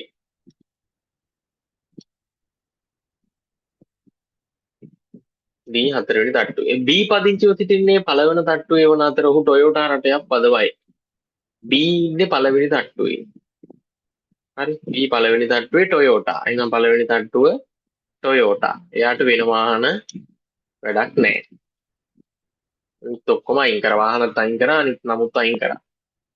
දැන් අපි බලමු ආපහු අන්තිම පොයින්ට් එක. පස්වන තට්ටුවේ පදිංචිව සිටින්නේ ඊවේ. ඒ පදවන්නේ හොන්ඩා රටයකි. හරි. ඒ හොන්ඩා එකක්ලු. පස්වෙනි තට්ටුවේ ඉන්නේ ඊලු. හරි. පස්වෙනි තට්ටුවේ බෙන්ස් එකක් නේ පදින්නේ. එයා ඊ කියලා කියනවා. ඒක ඔක්කොම ටික ලියා ගන්න පුළුවන්. දැන් අපිට ඉතුරු BMW එකයි පස්වන තට්ටුවේ පදිංචිව සිටින්නේ ඊ ඒ පදවන්නේ හොන්ඩා රථයකි. ඒ හොන්ඩා. හරි. දැන් අපි ආයි යනවා අපිට හරියට විස්තරය ගන්න බැරි වුණු දෙවෙනි පොයින්ට් එකට. C පදිංචිව සිටින්නේ Aට වඩා ඉහළ තට්ටුවක වන අතර Dට වඩා පහළ තට්ටුවකය. C පදිංචිව සිටින්නේ C ගේ වාහනේ දැන් BMW කියලා ෂුවර්. අනිත් වාහන ඔක්කොම ටික් වෙట్లా තියෙනවා. එහෙනම් C ගේ වාහනේ BMW. එතකොට C පදිංචිව සිටින්නේ Aට වඩා ඉහළ තට්ටුවක වන අතර Dට වඩා පහළ තට්ටුවක. D ගේ තට්ටුව 4. එහෙනම් මේක 3 වෙන්න ඕන. A ගේ තට්ටුව 2 විය යුතුයි. එහෙනම් මේ දෙක තමයි පුරවන්න බැරුව තිබ්බේ. එහෙනම් C ට එන්න ඕන 3 වෙනි තට්ටුව. එතන කියනවා C පදිංචිව සිටින්නේ Dට වඩා පහළ තට්ටුවක. D දැනටමත් මාක් වෙලානේ තියෙන්නේ 4 වෙනි තට්ටුවේ කියලා. එහෙනම් Dට වඩා පහළ තට්ටුවක් කියන්නේ 3 වෙන්න ඕන. Bට වඩා ඉහළ වෙන්න ඕන. එහෙනම් B 2 වෙන්න ඕන. ඒතර 2යි 3යි පැහැදිලි. ඕන තට්ටු ටිකයි ඔක්කොම ටික මේ වගුවේ තියෙනවා මේ ප්‍රශ්න තුනටම උත්තර. ඒතර පුංචි වෙලාවක් අරන් මේ වගුව කරාම විනාඩි 6ක් තියෙනවා ගණන් තුනට. ඉතාලම සුළු කාලයකින් මේ ගණන් තුන විසඳන්න පුළුවන්. දැන් මේ ක්‍රමය කවුරුවත් කියලා දෙන්නේ නැහැ ඔයගොල්ලන්ට. හරිද? මේ පුංචි වගුව ගැහුවේ නැත්තම් මේ ගානේ මුල කියවද්දී අග මතක නැහැ මට නම්. හරි. ආයි මේ 33 වෙනි ගාන කියවද්දී ආයි මේව මතක නැහැ මට. ඒ කොහෙද හිටියේ? එහෙනම් කොම ටික අරන් වගුවක් ගැහුවා. ඊට පස්සේ ප්‍රශ්නේ කිව්වා උත්තරේ ලබමු කරා. ප්‍රශ්නේ කියෙව්වා උත්තරේ ලබමු. තාම ලේසි. තුන්වන තට්ටුවේ පදිංචිව සිටින නිලධාරියා කවුද? තුන්වෙනි තට්ටුවේ ඉන්නේ BMW එකක් පදින්නේ C. හරි. එහෙනම් 32ට උත්තරේ 3. තුන්වෙනි තට්ටුවේ ඉන්නේ C නිලධාරියා. 32. C නිලධාරියා පදවන කාර් රථය. C නිලධාරියා ගැන මම අහන්නේ BMW. එහෙනම් ඒකට නිවැරදි උත්තරේ වෙන්නේ පිළිතුරු අංක 3. C පදවන්නේ BMW එක. හොන්ඩා රථයක් පදවන නිලධාරියා පදිංචිව සිටින්නේ කීවෙනි තට්ටුවේද? හොන්ඩා රථයක් පදවන්නේ ඒ නිලධාරියා පදිංචි වෙන්නේ දෙවෙනි තට්ටුවේ. හරි. පදිංචිව සිටින්නේ දෙවෙනි තට්ටුවේ. එහෙනම් ඒකට නිවැරදි උත්තරේ වෙන්නේ පිළිතුරු අංක 2. 33ට 2 විය යුතුයි. පැහැදිලිද? මට සටහන් කරගන්න ඕක. හරි. 34 වෙනි ප්‍රශ්නේ තියෙන්නේ දර්පණ ප්‍රතිබිම්බ ආශ්‍රිත ගැටලුවක්. සෑමදාම විභාගයට මේ විදිහේ ගැටලුවකුත් එනවා. ඔබේ ප්‍රශ්න පත්‍රෙත් අනිවාර්යෙන් මේ විදිහේ ගැටලුවක් තියෙන්න පුළුවන් ඉඩකඩ වැඩි. එකිනෙකට ලම්බකව සවි කර ඇති තල දර්පණ දෙකක් ඉදිරියෙන් තබා ඇති ඔරලෝසුවක මුහුණත රූපයේ දැක්වේ. මොකද තල දර්පණ දෙක උඩින් තල දර්පණයක් තියලා තියෙනවා. දකුණු අත පැත්තට තල දර්පණයක් තියලා තියෙනවා. මේ තල දර්පණ තුලින් බලන විට හිස් වෘතය මගින් දක්වා ඇති ස්ථානයේ දැකිය හැකි නිවැරදි ප්‍රතිබිම්බය දැක්වෙන්නේ පහත දී ඇති කවර රූපයේද? මෙන්න මෙතෙන්ට එන ප්‍රතිබිම්බය තමයි මේ උත්තර පහෙන් හොයන්න ඕන. පැහැදිලිද? එතකොට මොකද්ද මෙතෙන්දී අපි කරන්න ඕන? එතකොට තල දර්පණයෙන් ප්‍රතිබිම්බය ගන්නවා. සිරස් තල දර්පණයක් නම් කොහොමද? සිරස් තල දර්පණයක් කොහොමද මං කියලා දුන්නා. ආයි මතක නැත්තම් පොඩ්ඩක් බලන්න පුළුවන්. එතකොට සිරස් තල දර්පණයක් නම් මොකද්ද වෙන්නේ? උඩු යටි කුරු වෙනවද? නැහැ. එහෙනම් ප්‍රතිබිම්බය උඩු කුරුමයි. හරි. ප්‍රතිබිම්බය උඩු කුරුමයි. තිරසට තියෙන්නේ. ඔයා කණ්ණාඩි ඉස්සරහා හිටන් ඉන්නවා කියලා හිතන්නකෝ. ඔයා ඔළුවෙන් හිටගෙන පේනවා නම් ඔයාට කොණ්ඩේ පීරන්න බෑනේ. එහෙනම් ප්‍රතිබිම්බය උඩුකුරුයි. හැබැයි ද්විපාර්ශ්වික පරිමිතිය අධිපාර්ශ්විකව ඔයාගේ වම දකුණ මාරු වෙලා තමයි එන්නේ. හරි වම් මත හෙලෙව්වම දර්පණයෙන් එහා පැත්තේ හොල්ලන්නේ දකුණ මත. වම දකුණ මාරු වෙනවා. ද්විපාර්ශ්වික සමමිතිය තියෙනවා. හරි වම දකුණ මාරු වෙනවා. ඊට පස්සේ වම දකුණ මාරු වෙනවා වස්තු ප්‍රතිබිම්බයට සමානයි. ඔන්න ඔය දේවල් ටික තියෙනවා. ඊට පස්සේ ස්ථිරසර තිබ්බොතින් ස්ථිරසර තියෙනවා කියන්නේ ඔයා එක්ක දර්පණයක් උඩ හිට ගන්නවා නැත්නම් ඔයාගේ හිසට උඩින් දර්පණයක් තියන්නේ. ඔන්න ඔය අවස්ථා දෙකෙන් එකක් ගත්තොත් මොකද්ද වෙන්නේ? උඩු යටි කුරු වෙනවා. හරි ඒක වෙනවා. ඊළඟට උඩු යටි කුරු වෙනවා වම දකුණ මාරු වෙන්නේ මුකුත් වෙන්නේ නැහැ. උඩු යටි කුරු වෙන එක වෙනවා. එතකොට මෙතන සිරසටත් එකක් තියලා තියෙනවා. තිරස්සත් එකක් සිටවල තියෙනවා. එහෙනම් මොකද්ද වෙන්නේ මේ තිරස් එකෙන් එන්න ඕන මොකද්ද? වම දකුණ මාරු වෙන්න ඕන. එහෙනම් තිරස් එක අපි ඉස්සෙල්ලා එකකින් හිතන්න. ඉස්සෙල්ලා මම හිතනවා මේ දර්පණේ. ඒ දර්පණයෙන් ප්‍රතිබිම්බෙන්නේ මෙතෙන්ට. එහෙනම් මෙතෙන්ට එන ප්‍රතිබිම්බේ මේ පැත්තේ තියෙන තුන මෙහෙම සමමිතිකක්ෂය ඇද්දොතින් මෙන්න මෙහෙට එන්න ඕන තුන. හරි. එහෙනම් ওই විදිහට තුන තියෙන උත්තර තියාගන්න. උත්තර හතරක තුන තියෙනවා මේ පැත්තේ. හරි. එහෙනම් මේ පැත්තට තමයි තුන එන්න ඕන. පැහැදිලිද? මේ පැත්තට තමයි තුන එන්න ඕන. පහ වැරදි. ඇයි? ඔයා කණ්ණාඩි ඉස්සරහිට ගත්තම වම දකුණ මාරු වෙනවා නම් මේ තුන මේ පැත්තේ තියෙන විදිහ නැහැ තුන අනිත් පැත්තට ඇවිල්ලා. 9 එහා පැත්තට යනවා. හරිද? හරි. ඊට පස්සේ ඒක දැන් මාරු වෙලා තියෙනවා. ඊළඟට මොකද්ද වෙන්න ඕන? මේ කටු වලින් විශාල කට්ට මේ පැත්තට එන්න ඕන. තප්පර කට්ට දිගට තියෙන එක. ඊට පස්සේ අනිත් කටු දෙක ගත්තොතින් මිනිත්තු කට්ට මෙහෙට එන්න ඕන. පැය කට්ට එහා පැත්තට යනවා. එතකොට ඒ විදිහේ තියෙන්න ඕන. හරි. මෙන්න මේක ගන්න පුළුවන්. මෙහෙම සමමිතිකක්ෂය යනදොතින් ලොකු කටු දෙක තියෙන්න ඕන මේ පැත්තේ දකුණු අත පැත්තේ. මේක සම්පූර්ණ වැරදි. මේකත් පිළිගන්න පුළුවන්. මේකත් පිළිගන්න පුළුවන්. එහෙනම් උත්තර දෙකක් දැන් අයින් කරා. පැහැදිලිද? උත්තර දෙකක් ඔන්න දැන් අයින් කරා. හරි.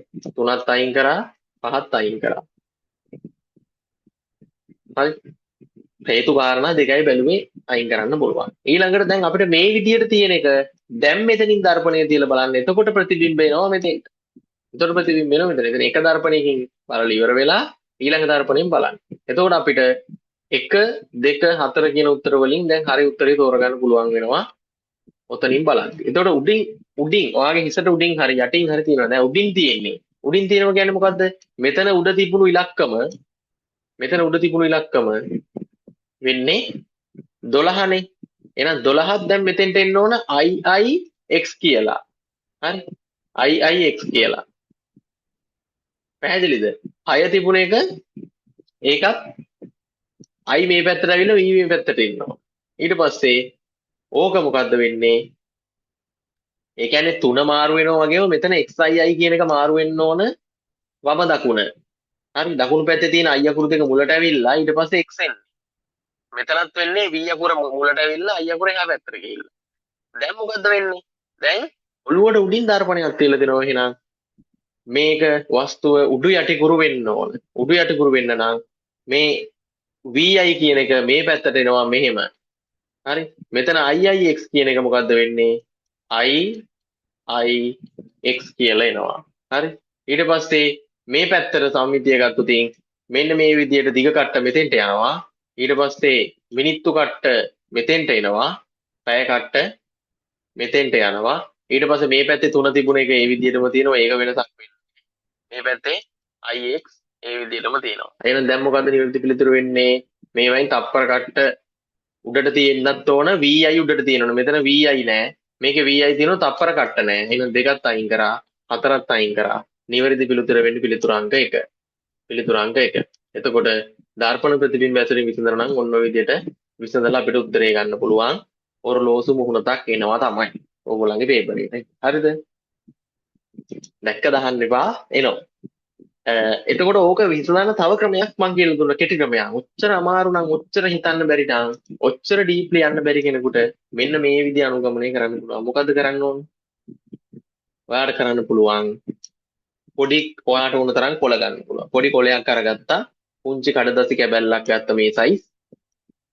සාමාන්‍ය අඟල් 2.2 විතර මේක මෙතන ඉඳලා ට්‍රේස් කරා. ට්‍රේස් කරනවා කියන එක හොඳට දන්න ඕන ටික. කොපි කරන්න දන්න ඕනේ. මේක උඩින් තියලා මේකම ඇඳගත්තා. හරි. මේක උඩින් තියුවම පේනවා ලාවට. මේක උඩින් තියලා මේකම ඇඳගෙන මේ පැත්තෙන් ගහන්න මේම කොලේ පොඩ්ඩක් තියාගෙන මෙතනින් ගහන්න දර්පණය. ගහලා ඉවරලා මෙන්න මෙහෙම මේ ඊතලයේ දාන පැත්තට මේ ඊතලයේ දාන පැත්තෙන් අල්ලලා කොලේ අනිත් පැත්ත ගහන්න. ඔන්න දැන් කොලේ අනිත් පැත්ත ගැහුවා. අනිත් පැත්ත ගැහුවම ඔයාලට පේනවා තදට අඳින්න මේක ටිකක්. ඒ තදට ඇඳපු එක දැන් මෙතන වම දකුණ මාරු වෙලා ඔයාට එනවා. කටු ටික ඔක්කොම මාරු වෙලා එනවා. ඒක මේකේ ඇඳ ගන්න. හරිද? ඒක මේකේ ඇඳගත්තම ඔන්න එක දර්පණයකින් කරලා ඉවරයි. මොකද කරේ? තිරස් දර්පණයෙන් කරලා ඉවරයි. මේක අංක 1 කියලා දාගන්න. ඊට තව කොළ කෑල්ලක් ගන්න. හරි. කොළ කෑලි දෙකක් ඕන. මොකද දර්පණ දෙකක් තියෙන නිසා. ඒ කොළ කෑල්ල අරගෙන මේ එකේ තියෙන එක ට්‍රේස් කරන්න. හරි. ඒක අරන් එක උඩින් තියලා එකේ තියෙන එකම ඇඳලා මෙතෙන්ට ගන්න. එතකොට ඔන්න එකේ කොපියක් ආවා. මොකද එකේ එහා පැත්තේ දැන් අපිට ඉඩ නැහැ. එකේ එහා පැත්තේ මේක තියෙනවනේ. ඒක නිසා කරන්න බැරි ඉන්න එක දැන් අලුත් දෙයකට කොපි කරගන්න. ඔන්න එක කොපි කරා. දර්පණයේ උඩින් ඇඳා. දර්පණයේ උඩින් ඇඳා. ඊට පස්සේ මෙන්න මේ ඊතලයේ දාන දිශාවට කොලේ අනිත් පැත්ත ගහන්න. හරි. උඩින්නේ හරවන්න තියෙන්නේ. හරි. මේම ওই පැත්තට හරි නැත්නම් මේ පැත්තට හරි අරන් උඩින් මෙහෙම පෙල්ලන්න අනිත් පැත්තට. එකපාරයි පෙල්ලන්න. පෙල්ලුවට පස්සේ ඔයාලට හම්බ වෙනවා ওই කොලේ එහා පැත්ත. ඒක තමයි දෙවෙනි පිටපත. ඒක එහෙම ට්‍රේස් කරන් අර වැඩිච් එක ඇඳ ගන්න පේන විදියට. තදට ඇඳ ගන්න ඕන මේක. ඒතකොට අනිත් පැත්ත එක තමයි අඳින්නේ. ඒතකොට ඒ ඇඳම හරියටම ඔයාලට උත්තරේ එනවා. මෙහෙම කට්ට තියෙනවා. මෙතන VIA මෙතන IIXA. ඔන්න දැන් හොර කපටි වැඩකුත් කියලා දුන්නා. හරි. ඉතරම හිතන්න බැරි නම් මේ කපටිකම කළත් කරන්න පුළුවන්. එහෙම නැත්නම් ඔයාගේ මේව නම් කියන්න නෑ රූලර් එකට අවුව වැටුනොත් එහෙම කරන්න. දැන් වොච් එකෙනුත් ඕක බලන්න පුළුවන්. වොච් එක තියලා එක පැත්තකට ඒ පේන එක ඇඳ ගන්න ඕනේ. ඒතර හරියට අඳින්න බෑනේ වාට. ඊට වැඩිය ලේසි මේ කොලෙන් කරන වැඩි. හරි දර්පණය වගේ තමයි මේක අනිත් පැත්ත ගැන්නේ. හරියටම උත්තරේ හොයන්න පුළුවන්. ඔයාලා නිකමට කරලා බලන්න දැන් අද මේ පළවෙනි එකේ. හරි. එහෙනම් අපි යන් ඊළඟට 35 සහ 36 ප්‍රශ්න. පහත රූපයේ දී ඇති තොරතුරු මත පදනම් වේ සිසුන් පිරිසක් අතුරින් කොමඩු ඇපල් සහ මිදි යන පළතුරු වලට කැමති සිසුන් පිළිවෙලින් ත්‍රිකෝණයේ වෘත්තය හා ඍජුකෝණාශ්‍රය මගින් දැක්වේ. එහෙනම් ත්‍රිකෝණයේ ඉන්නේ කොමඩු වලට කැමති අය, වෘත්තයේ ඉන්නේ ඇපල් වලට කැමති අය, ඍජුකෝණාශ්‍රයේ ඉන්නේ මිදි වලට කැමති අය. පාසලක සිසුන් පිරිසක් ගැන කියනවා. ඔන්න ඔය පළතුරු වලට කැමති අය. හරිද?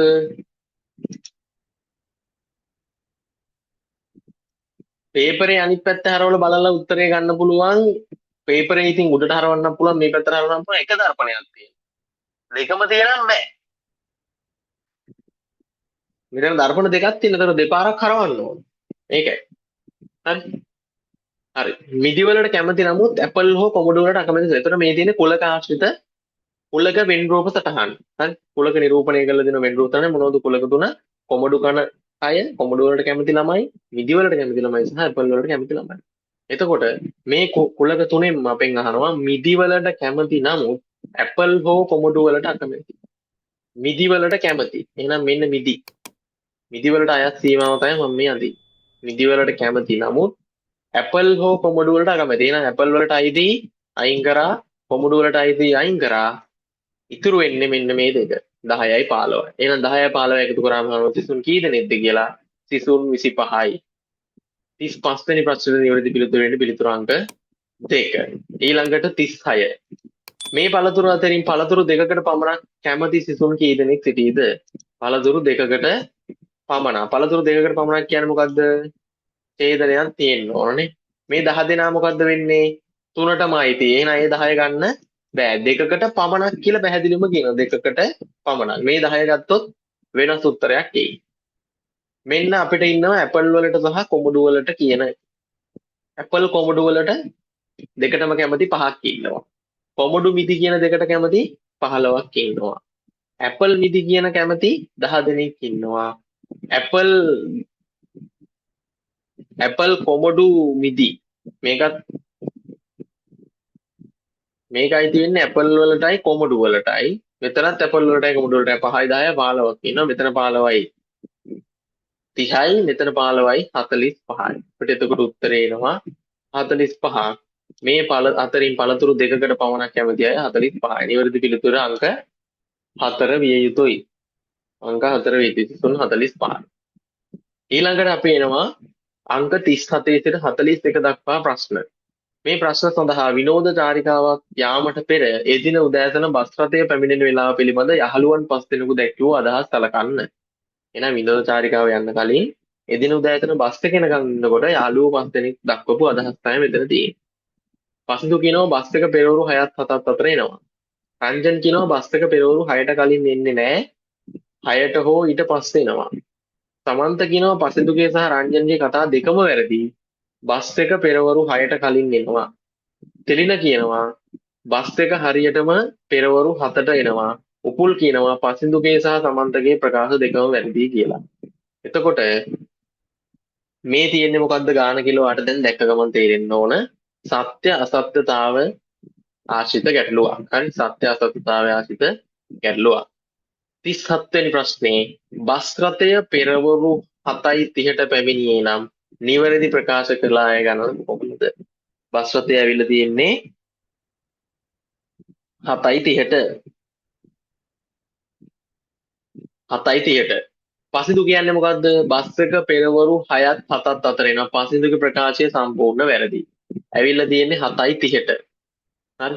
රංජන් කියනවා බස් එක පෙරවරු 6ට කලින් එන්නේ නැහැ. 6ට හෝ ඊට පස්සේ එනවා. එහෙනම් එයාගේ උත්තරේ මෙන්න මේ හෝ ලකුණෙන් එනවා. ඊට 75ක් විතර හරි කියලා ගන්න පුළුවන්. මොකද එයා කියනවා 6ට කලින් ඉන්නේ නැහැ. හරියටම 6ට හෝ 6න් පස්සේ ඕනම වෙලාව 6න් පස්සේ කියන්නේ උදේ 10ට උනත් එන්න. එහෙනම් රංජන්ගේ ප්‍රකාශය නිවැරදි 7:30ට බස් එක ආවන. සමන්ත. පසිදුගේ සහ රංජන්ගේ කතා දෙකම වැරදි. බස් එක පෙරවරු 6ට කලින් එනවා. පසිදු කිව්වේ මොකද්ද? 6ට 6යි 7යි අතර එනවා කියන්නේ. රංජන් කිව්වේ හරියටම 6ට හෝ ඊට පස්සේ එනවා කියන්නේ. සමන්ත කියනවා 6යි 7යි අතර එන්නෙත් නැහැ. හරියටම 6ට එන්නෙත් නැහැ. 7න් පස්සේ කිසිම වෙලාවක එන්නෙත් නැහැ. බස් එක හරියටම පෙරවරු 6ට කලින් එනවා කියලා සමන්ත කියනවා. සමන්තයි ප්‍රකාශයත් වැරදි. තිලින කියනවා බස් එක හරියටම පෙරවරු 7ට එනවා. හරි. තිලින කියනවා බස් එක 7ට එනවා කියලා 7:30ට ආවේ ඒකත් වැරදි. උපුල් කියනවා පසින්දුගේ සහ සමන්තගේ ප්‍රකාශ දෙකම වැරදි. උපුල් කපටියා බස් ගැන කියන්නේ නැහැ. එයා කියන්නේ පසින්දු කියන එකයි සමන්ත කියන එකයි වැරදි කියලා විතරයි එයාගේ. ඒතර එයාගේක නිකම්ම හරි ගිහිල්ලා තිනවා මේ අවස්ථාවට අනුව. මොකද පසින්දු බස් එකේ යන වෙලාව ගැන ප්‍රකාශයක් කළා නැහැ. එතකොට උපුල් රංජන් දෙන්න හරි. එහෙනම් උපුලුයි රංජනුයි සත්‍ය ප්‍රකාශ කරන්න අය වෙනවා. නිවැරදි ප්‍රකාශ කරපු අය එනවා. පැහැදිලිද? එහෙනම් අපෙන් අහන්නේ බස් එක 7:30ට ආවනම් නිවැරදි ප්‍රකාශ කළ අය ගණන නැත්නම් සත්‍ය ප්‍රකාශ කරපු අය ගණන වෙන්නේ දෙදෙනෙක්. එහෙනම් 37ට උත්තරේ 2 විය යුතුයි. මෙතන තියෙන්නේ නිවැරදි පිළිතුර 2. ඊළඟට එක් අයෙකුගේ ප්‍රකාශය පමණක් නිවැරදි වීමට නම් බස් රථය පැමිණිය යුතු වේලාව කුමක්ද? එක් අයෙකුගේ ප්‍රකාශයක් පමණක් නිවැරදි වීමට නම් බස් එකේ එන්න ඕන පෙරවරු 6ට පෙර නේද? පෙරවරු 6ට පෙර. මොකද පෙරවරු 6ට කලින් කියලා කිව්වේ එක් කියලායි. හරි. එක් ප්‍රකාශයක් හරියන්න නම් සමන්තගේ ප්‍රකාශය තමයි හරියන්නේ. පසිදුගේ සහ රංජන්ගේ කතා දෙකම වැරදි. එහෙනම් පසිදුයි රංජනුයි වැරදිලු. හරි. බස් එක හරියම පෙරවරු 6ට කලින් එනවා. 6ට කලින් එනවා කියලා වෙන කිසි කෙනෙක් කියන්නේ නැහැ. තිලින කියන්නේ 7ට එනවා කියලා. උපුල් කියනවා පසිදුයි සමන්තයි වැරදි කියලා. සමන්ත හරියට කියන නිසා උපුල්ගේ ප්‍රකාශයත් මේ වෙලාවේ මොකද සමන්ත කියන්නේ පෙරවරු 6ට එනවා කියලා. පැහැදිලිද? සමන්ත හරි නිසා උපුල් වැරදි. උපුල් කිව්වේ සමන්ත වැරදි කියලා. එතකොට අපෙන් අහන්නේ එක් අයෙකුගේ ප්‍රකාශයක් පමණ නිවැරදි වෙන්න නම් එක්කෙනෙක් හරි යනවා කියන්නේ සමන්ත විතරයි. එහෙනම් බස් එක පෙරවරු 6ට පෙර එන්න. 38ට උත්තරේ 1 විය යුතුයි. 38ට උත්තරේ 1 විය යුතුයි. මේ විදිහේ ගණන් ඔබේ ප්‍රශ්න පත්‍රයේ 5ක් එනවා. හරි. සත්‍ය අසත්‍යතාවය ආශ්‍රිත ගැටලු. හේතු දැක්වීමේ කුසලතාව. හරි. ඊළඟට 39 වෙනි එක. වැඩිම පිරිසකගේ ප්‍රකාශ නිවැරදි වෙන වේලාව කුමක්ද? වැඩිම පිරිසක් ප්‍රකාශ හරියන්න නම් මොකද්ද වෙන්න ඕන?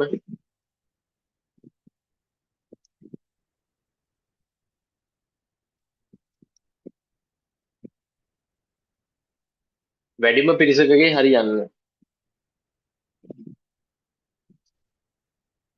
රංජන් 6ත් 7ත් අතර එනවා කියන එක කවුරුවත් කියන්නේ නැහැ 6ත් 7ත් අතර එන කියලා එනවා කියලා. 6ට පස්සේ එනවා කියලා රංජන් කියනවා. එහෙනම් පසින්දුයි රංජනුයි නිවැරදි කියලා ගත්තත් බලන්න ඕනේ අපිට හිතන්න වෙන්නේ මෙන්න මෙහෙම. මේක කියන්නේ වැඩිම පිරිසගේ ප්‍රකාශ නිවැරදි වන වෙලාව කොපමණද? අපි හිතමු පසින්දු නිවැරදි කියලා. නිකන් දැන් ගෙස් කරන්න තමයි මේකෙදි වෙන්නේ. හේතු දක්වමින් මේක හොයන්න. බස් එක පෙරවරු 6ක් 7ක් අතර එනවා. රංජන් කියනවා 6ට කලින් ඉන්නේ 6 හෝ ඊට පස්සේ එනවා. එහෙනම් එයාගේ එකත් 6ත් 7ත් අතර. ඒතර පසින්දු රංජනි දෙන්නම හරි. සමන්ත කියන්නේ මොකද්ද 6ට කලින් එනවා කියන්නේ. පසින්දු කියනත් වැරදි. සමන්තේ කතාවේදී. තෙල්න කියන්නේ 7ට එනවා කියලා. හරි. එතකොට පසින්දු වරදිනවා. තෙල්න හරි කියු පසින්දු වරදිනවා. ඒක නිසා රංජනුයි පසින්දුයි හරියන්න බෑ. මොකද පසින්දු කියන්නේ 6යි 7යි අතරනේ. එහෙනම් අපි පසින්දුත් වැරදි පසින්දුගේ ප්‍රකාශයත් වැරදි කියලා ගත්තොත් රංජන්ගේ එක හරි. රංජන් කියන්නේ හරියටම 6ට කලින් එන්නේ නැහැ. 6ට හෝ ඊට පස්සේ ඕනම වෙලාවක් එයාට ඔට්ටුයි. හරි. තිලින කියනවා බස් එක ආවේ 7ට. තිලින කියනවා බස් එක හරියටම 7ට. ඒතකොට රංජන්ගේ එක හරිද වැරදිද? හරිනේ.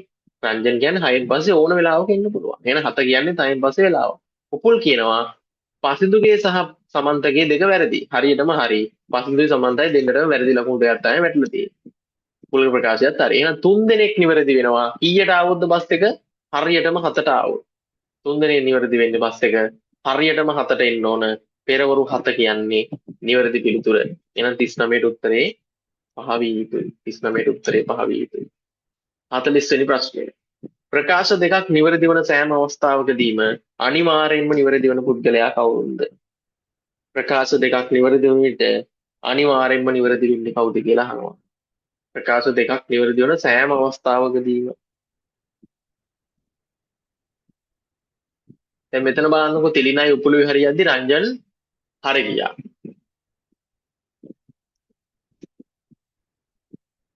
ඊළඟට ප්‍රකාශ දෙකක් නිවැරදි වෙනකොට يعني තිලිනයි උපුලුයි හරි නම් රංජන් හරි ගියා. ඊළඟට අපි බලමු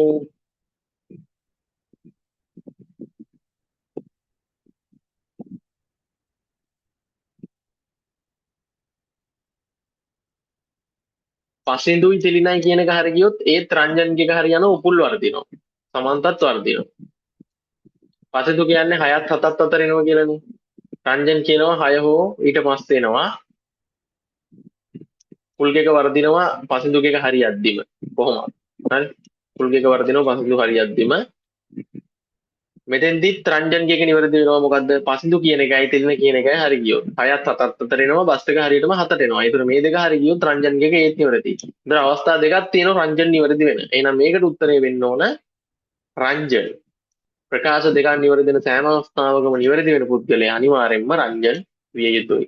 හරි. රංජන් විය යුතුයි. ඊළඟට අපි යනවා 41 වෙනි ප්‍රශ්නෙට. වේලාව 6:59 දීද නිවැරදිව සිට 7 වන විට වැරදි ප්‍රකාශ කළ අයගේ ගොඩට අලුතින් එකතු වන්නේ කවුද? 6:59ටත් එයා නිවැරදි ගොඩේ ඉන්න පුළුවන්. එයා කියනවා එහෙනම් හරියටම 7ට කලින් එන කතාවක් කියලා තියෙනවා. එහෙනම් එහෙම කියලා තියෙන කවුද? හරියටම 7ට එනවා කියපු එක හරි. අපෙන් අහන්නේ 6:59 දී හරි. එයා නිවැරදි පුද්ගලයෙක්. හැබැයි වෙලාව 7 වෙනකොට විනාඩියක් යනකොට තව එයා වැරදි ප්‍රකාශ කළ ගොඩට වැටෙනවා. ඒ කවුද? පසින්දු. ඒ පසින්දු බස් එක පෙරවරු 6ත් 7ත් අතර එනවා. 6:59ට ආවොත් මෙයාගේ ප්‍රකාශය නිවැරදි ප්‍රකාශයක් වෙනවා. හැබැයි බස් එක විනාඩියක් පහු වෙලා 7ට ආවොත් මෙයාගේ ප්‍රකාශය වැරදි ප්‍රකාශයක් වෙනවා. එහෙනම් ඒකට නිවැරදි උත්තරය වෙන්නේ පසින්දු. ඒකට මේ විදිහේ ප්‍රශ්න දාලා බලන්නේ වාගේ IQ level එක කොහොමද ඔයාට තියෙන තර්කන හැකියාව කොහොමද කියලා. 41ට උත්තරේ 1 විය යුතුයි. පැහැදිලිද? ඊළඟට 42 වෙනි ප්‍රශ්නය. ඒතර මේ තියෙන්නේ මොකද්ද මේ වාක්‍ය? නිශ්චිතව සිදුවීමේ අනුපිළිවෙලට පෙළගස්වන්න තියෙන්නේ. දී ඇති ප්‍රකාශ නිශ්චිතවම සිදු වෙනවා නම් A. සිදුවීමේ හැකියාව බෙහෙවින් වැඩි නම් B. සිදුවීමට හැකි නම් C. සිදුවීමේ හැකියාව බෙහෙවින් අඩුයි නම් D. කිසිසේත් සිදු වෙනවා නම් E. ලෙස අනුපිළිවෙලින් වර්ග කර ඇති වර්ණය තෝරන්න. අපිට එතකොට මේ වාක්‍ය පහක් දීලා තියෙනවා. මේ වාක්‍ය පහ A B C D E වලින් එකකට තෝරන්න වෙනවා එක වාක්‍යයක්. එහෙම තෝරලා නිවැරදිව මේ පහ පිළිවෙලින් තියෙන ඉංග්‍රීසි අකුරු පහ තියෙන උත්තරේ හොයන්න ඕන. මේ විදිහේ ප්‍රශ්නයක් ඔබේ ප්‍රශ්න පත්‍රයේ හෙට අනිවාර්යෙන්ම තියෙනවා. හරි. පළවෙනි වාක්‍ය මොකද්ද තියෙන්නේ? සිරුරේ බරින් අඩකට වඩා වැඩි ප්‍රමාණයක් ජලයෙන් සමන්විත වේ. සිරුරේ බරින් අඩකට වඩා වැඩි ප්‍රමාණයක් ජලයෙන්. හරියටම හරි. ඕගොල්ලන්ගේ බ්ලඩ් වල තියෙන වැඩිපුර ජලය ඕගොල්ලන්ගේ මසල්ස් වල හැම තැනකම වැඩිපුර තියෙන්නේ මොනවද? ජලය. ඕගොල්ලන්ගේ බඩ ඇතුලේ ගත්තත් ඊළඟට මොලේ ගත්තත් මොලේට පවා ඔක්සිජන් ගෙනියනවා. ජලය තමයි වැඩිපුරම තියෙන්නේ. ජලය නැති වුණාම තමයි උකුත් තාම වියලි ස්වභාවයක් එන්නේ. එහෙනම් ඒක එක A වෙන්න ඕන. එහෙනම් A ගෙන් පටන් ගන්න උත්තර තියෙනවනේ. එහෙනම් ලේසි නෑ. A ගෙන් උත්තර හතරක් තියෙනවා. එහෙනම් දෙක විතරයි අයින් කරන්න පුළුවන්. A ගෙන් පටන් ගන්න උත්තර හතරක් තියෙනවා. හරිද? ඊළඟට දෙවනි වාක්‍ය තියෙනවා ශුන්‍යයෙන් බෙදූ විට, ඒ කියන්නේ බිඳුවෙන් බෙදුවම ඕනම සංඛ්‍යාවක් පිළිතුර 100 වේ. ඒ කියන්නේ එක බිඳුවෙන් බෙදුවම 100 එනවද? එක බිඳුවෙන් බෙදුවම 100 එනවද? ඒක කිසිසේත් සිදු නොවන දෙයක්. ඕනම සංඛ්‍යාවක් බිඳුවෙන් බෙදනවා කියන්නේ බිඳුව වෙලා යනවා එක. 100 නෙමෙයි බිඳුවක් වෙන්නේ. එහෙනම් කිසිසේත් සිදු වෙන්නේ නැහැ. දෙවෙනි එකට එන්න ඕන E. දෙවෙනි එකට එන්න ඕන E. එහෙනම් AE එකට තියෙන්න ඕන AB තියෙන නිසා මේක වැරදි. 3 4 5 උත්තර තුනම තියෙනවා. ලේසි නෑ. AE එකට තියෙනවා. ඊළඟට තුන්වෙනි එක. අධික ලෙස ජංගම දුරකථන භාවිතය නිසා ඇස්වල පෙනීම දුර්වල වීමේ අවදානමක් අවදානමක් ඇත. හරි. මේක අපිට මොකද්ද ගන්න පුළුවන්? ඒක සිදු වෙන්න පුළුවන් කියලා ගන්න පුළුවන්. ඒක අපි තියලා ඊළඟ එකට යනවා. හරියටම අපිට හිතා ගන්න බැරි නම් ඊළඟ වාක්‍යයට යනවා. ශ්‍රී ලංකාවේ විසෙන බහුතරයක් ජනතාව දිනපතා ප්‍රධාන ආහාරය ලෙස පාන් පමණක් අනුභව කරනවා. ඒක සම්පූර්ණ වැරදි. ප්‍රධාන ආහාරය අපේ බත්. හරි. එන සිදුවීමේ හැකියාව බෙහෙවින් අඩු එකක් මේකනේ. නිශ්චිතවම සිදු නොවන එකක් තියෙනවා අපේ ළඟ. එන සිදුවීමේ හැකියාව බොහෝවින් අඩු. එහෙනම් මේක D විය යුතුයි. එහෙනම් අපිට දැන් එනවා AE ගෙන් පටන් අරන් ඊළඟ අකුර අපිට හිතා ගන්න බෑ. ඊළඟට D ගෙන් D තියෙන්න ඕන හතරවෙනි අකුර විදියට. AE හතරවෙනි අකුර විදියට D. AE හතරවෙනි අකුරට C තියෙන්නේ. AE හතරවෙනි අකුරට B තියෙන්නේ. එහෙනම් 3යි 4යි අයින් කරා අනිත් වාක්‍ය කියවන්න නැතුවත් අපිට උත්තරේ හොයන්න පුළුවන්. ඒකට තමයි ඔයා කපටි වෙන්න ඕන. ඒකට තමයි ඔයා ට්‍රික් ඉගෙන ගන්න ඕන. අනිත් දෙක කියෙව්වෙත් නැහැ. හරි. මොකද්ද කියෙව්වේ නැත්තේ? 3 අපිට හිතා ගන්න අමාරුයි. 5ත් හිතා ගන්න අමාරුයි කියලා හිතනවා. දැන් අපි බලනවා ලෝ ඇතම් සංචාරකයන් නිවාඩුවක තිරිම ලංකාවේ සිදුවීමේ හැකියාව බෙහෙවින් අඩුයි. සිදුවීමට හැකි නම් C නේ C. ඊළඟට B කියන්නේ මොකද්ද? අධික ලෙස ජංගම දුරකථන භාවිත කරන ඇස්වල පෙනීම දුර්වල වීමේ අවදානමක් ඇත. සිදුවීමේ හැකියාව බෙහෙවින් වැඩි. ඇත්ත. අධික ලෙස ෆෝන් එක භාවිතා කරනවා නම් ඇස්වල පෙනීම දුර්වල වෙන්න පුළුවන්. AE B D C පිළිතුර වෙන්න ඕන 41කට උත්තරේ 5 විය යුතුයි. පැහැදිලිද? ඊට පස්සේ අපි යනවා ඊළඟ එකට. ඊළඟ එක 43. 43 අපි මෙතනින් බලමු. නිරීක්ෂණ හා නිගමනය අතුරු මාළු කළ විටද නිවැරදි වන නිරීක්ෂණ නිගමන යුගල. එන අතුරු මාරු කරාම සත්‍ය වෙන්න ඕන. අතුරු මාරු කරනවා කියන්නේ මෙතන නිරීක්ෂණය නෙමෙයි දැන් නිගමනය. නිගමනය මේ පැත්තේ තමයි නිරීක්ෂණය තියෙන්නේ. මේ පැත්තේ තමයි නිරීක්ෂණය. මෙහෙට බලන්න ඕන දැන්. එහෙනම් පළවෙනි එකේ නිරීක්ෂණය වෙනවා මොකද්ද? x වර්ග ඍණ 5x ධන 6 සමානයි බිඳුව. හරි. එතකොට මේ දෙකේ සාධක හේවුවකින් අපිට මොනවද ගන්න පුළුවන්? එකක් x ඍණ 2. හරි. ඊළඟට x ඍණ 3. ඒක ගන්න කොහොමද? මෙතන x වර්ගයක් තියෙන නිසා වරහන් ජෝඩු දෙකක් දාගත්තා. ඒ දෙකටම x එක x එක දාගත්තා. ඊළඟට මැද තියෙන්නේ එකතුව. එහෙනම් එකතු වෙලා ඍණ 5 එන්නත් ඕන. ගුණ වුණාම ධන 6 එන්නත් ඕන. එහෙනම් එකතු වුණාම ඍණ 5 එන්නත්, ගුණ වුණාම ධන 5 එන්නත් මොකද්ද ඍණ 5 එනවා ඍණ 2 එකතු තුනයි එකතු. ගුණ වුණාම ඍණ ධන දෙවරක් තුන 6යි. එහෙනම් අපිට දැන් මෙතෙන් දිනනවා කියන්නේ දෙකක් x සමානයි 2යි x සමානයි 3යි කියලා. හරි. එහෙනම් නිරීක්ෂණය වෙලා තියෙනවා අපිට x සමානයි 2යි x සමානයි 3යි. අපිට මේ නිරීක්ෂණය දිහා බලලා එහා පැත්තේ නිගමනයට ගියාම තියෙන x සමානයි 3 විතරයි. එහෙනම් මේක 50ක් හරි. එහෙනම් අතුරු මාරු කරාමත් නිවැරදි වෙන්නේ 50ක් විතරයි. පැහැදිලිද? ඉතුරු කොටස නැහැ. හරියටම වෙන්නේ නැහැ. ඒක නිසා අපි පළවෙනි උත්තරය අයින් කරා. භාගයයිනේ තියෙන්නේ මේ කෑල්ල විතරයි තියෙන්නේ. ඉතුරු ටික නැහැ. ඊළඟට අපි යනවා දෙවෙනි එකට. A සමචතුරස්‍රයේ පැත්තක දිග B සමචතුරස්‍රයේ පැත්තක දිගට වඩා වැඩිය. එහෙනම් A සමචතුරස්‍රය ලොකුයි B සමචතුරස්‍රයට වඩා. ඕකනේ කියන්නේ. A සමචතුරස්‍රයේ පැත්තක දිග B සමචතුරස්‍රයේ පැත්තක දිගට වඩා වැඩි. මේ පැත්තේ පැත්තක දිග 2යි නම් B ගේ A ගේ 4යි. හරි. ওই විදියට නිරීක්ෂණය කරා. ඊළඟට ඒකේ නිගමනයට යනවා. A චතුරස්‍රයේ පරිමිතිය B චතුරස්‍රයේ පරිමිතියට වඩා වැඩි. පැත්තක දිග 4 නම් 4යි 4යි 4යි. පැත්තක දිග 2 නම් 2යි 2යි 2යි. පරිමිතිය කියන්නේ වටේ දිග වල එකතු 8යි. මේ පැත්තේ 4යි 4යි 4 වරක් 4 16යි. එහෙනම් 8ට වඩා 16 වැඩිද? වැඩි. එහෙනම් B ට වඩා A ගේ පරිමිතිය වැඩි. එහෙනම් නිරීක්ෂණය නිගමන අතුරු මාරු කරාට පස්සේ මේ නිරීක්ෂණයට අනුව මේ නිගමනය හරියටම හරි. එහෙනම් අපෙන් අහන්නේ නිරීක්ෂණ නිගමන අතුරු මාරු කළාම නිවැරදි වෙන එක. පළවෙනි එක වැරදි, දෙවෙනි එක හරියටම හරි. එහෙනම් අපිට දෙවෙනි එක ගන්න පුළුවන්. ඒක නිවැරදි වුණා. හරි. ඊට පස්සේ අපි ඊළඟ ඒවත් බලමු. x බිඳුවට වඩා වැඩි. එතකොට අපිට x ගේ ගන්න පුළුවන්. 1 2 3 ඕන එකක් ගන්න පුළුවන් x ගේ x සමානයි කියලා. ඊට පස්සේ මේක සත්‍යයි කියලා આવොත් නිගමනයට අපිට නිගමනයට එතකොට 1 2 3 අනන්තයට යනකම් ඕන එකක් ගන්න පුළුවන් x බිඳුවට x පැත්තට කට ඇරිලා තියෙනවා. x බිඳුවට වඩා වැඩි. මෙතන කියනවා x දෙකට වඩා අඩුයි. එතකොට අපිට මෙතනින් මේ නිරීක්ෂණයට අනුව x දෙකට වඩා අඩුයි කියන්නේ x සමානයි 1යි. එතකොට එතන අපිට හරියටම නිගමනය කරන්න පුළුවන්ද? ඒක නිසා තුන්වෙනි එකත් වැරදි. ඊට පස්සේ හතරවෙනි එක නිරීක්ෂණයේ තියෙන ලබන සතියේ බ්‍රහස්පතින්දා පෝය දිනයක් නොවේ. ලබන සතියේ බ්‍රහස්පතින්දා පෝය දිනයක් නොවේ කියලා නිරීක්ෂණය කරා. නිගමනය කරනවා ලබන සතියේ අඟහරුවාදා පෝය දිනයකි. ලබන සතියේ බ්‍රහස්පතින්දා පෝයක් නෙමෙයි කියලා අපි කොහොමද මේ අඟහරුවාදා පෝයක් කියලා කියන්නේ? එහෙම කියන්න අපිට බෑ. එහෙම නිගමනයකට එන්න බෑ. කිසිම තේරුමක් නැහැ හතරවෙනි එක. පස්වෙනි එක කකුල් හතරක් ඇති සියලුම සතුන් සුනකයන් වේ. එහෙම නිරීක්ෂණය කරා. නාමල්ගේ සුනකයාට කකුල් හතරක් ඇත.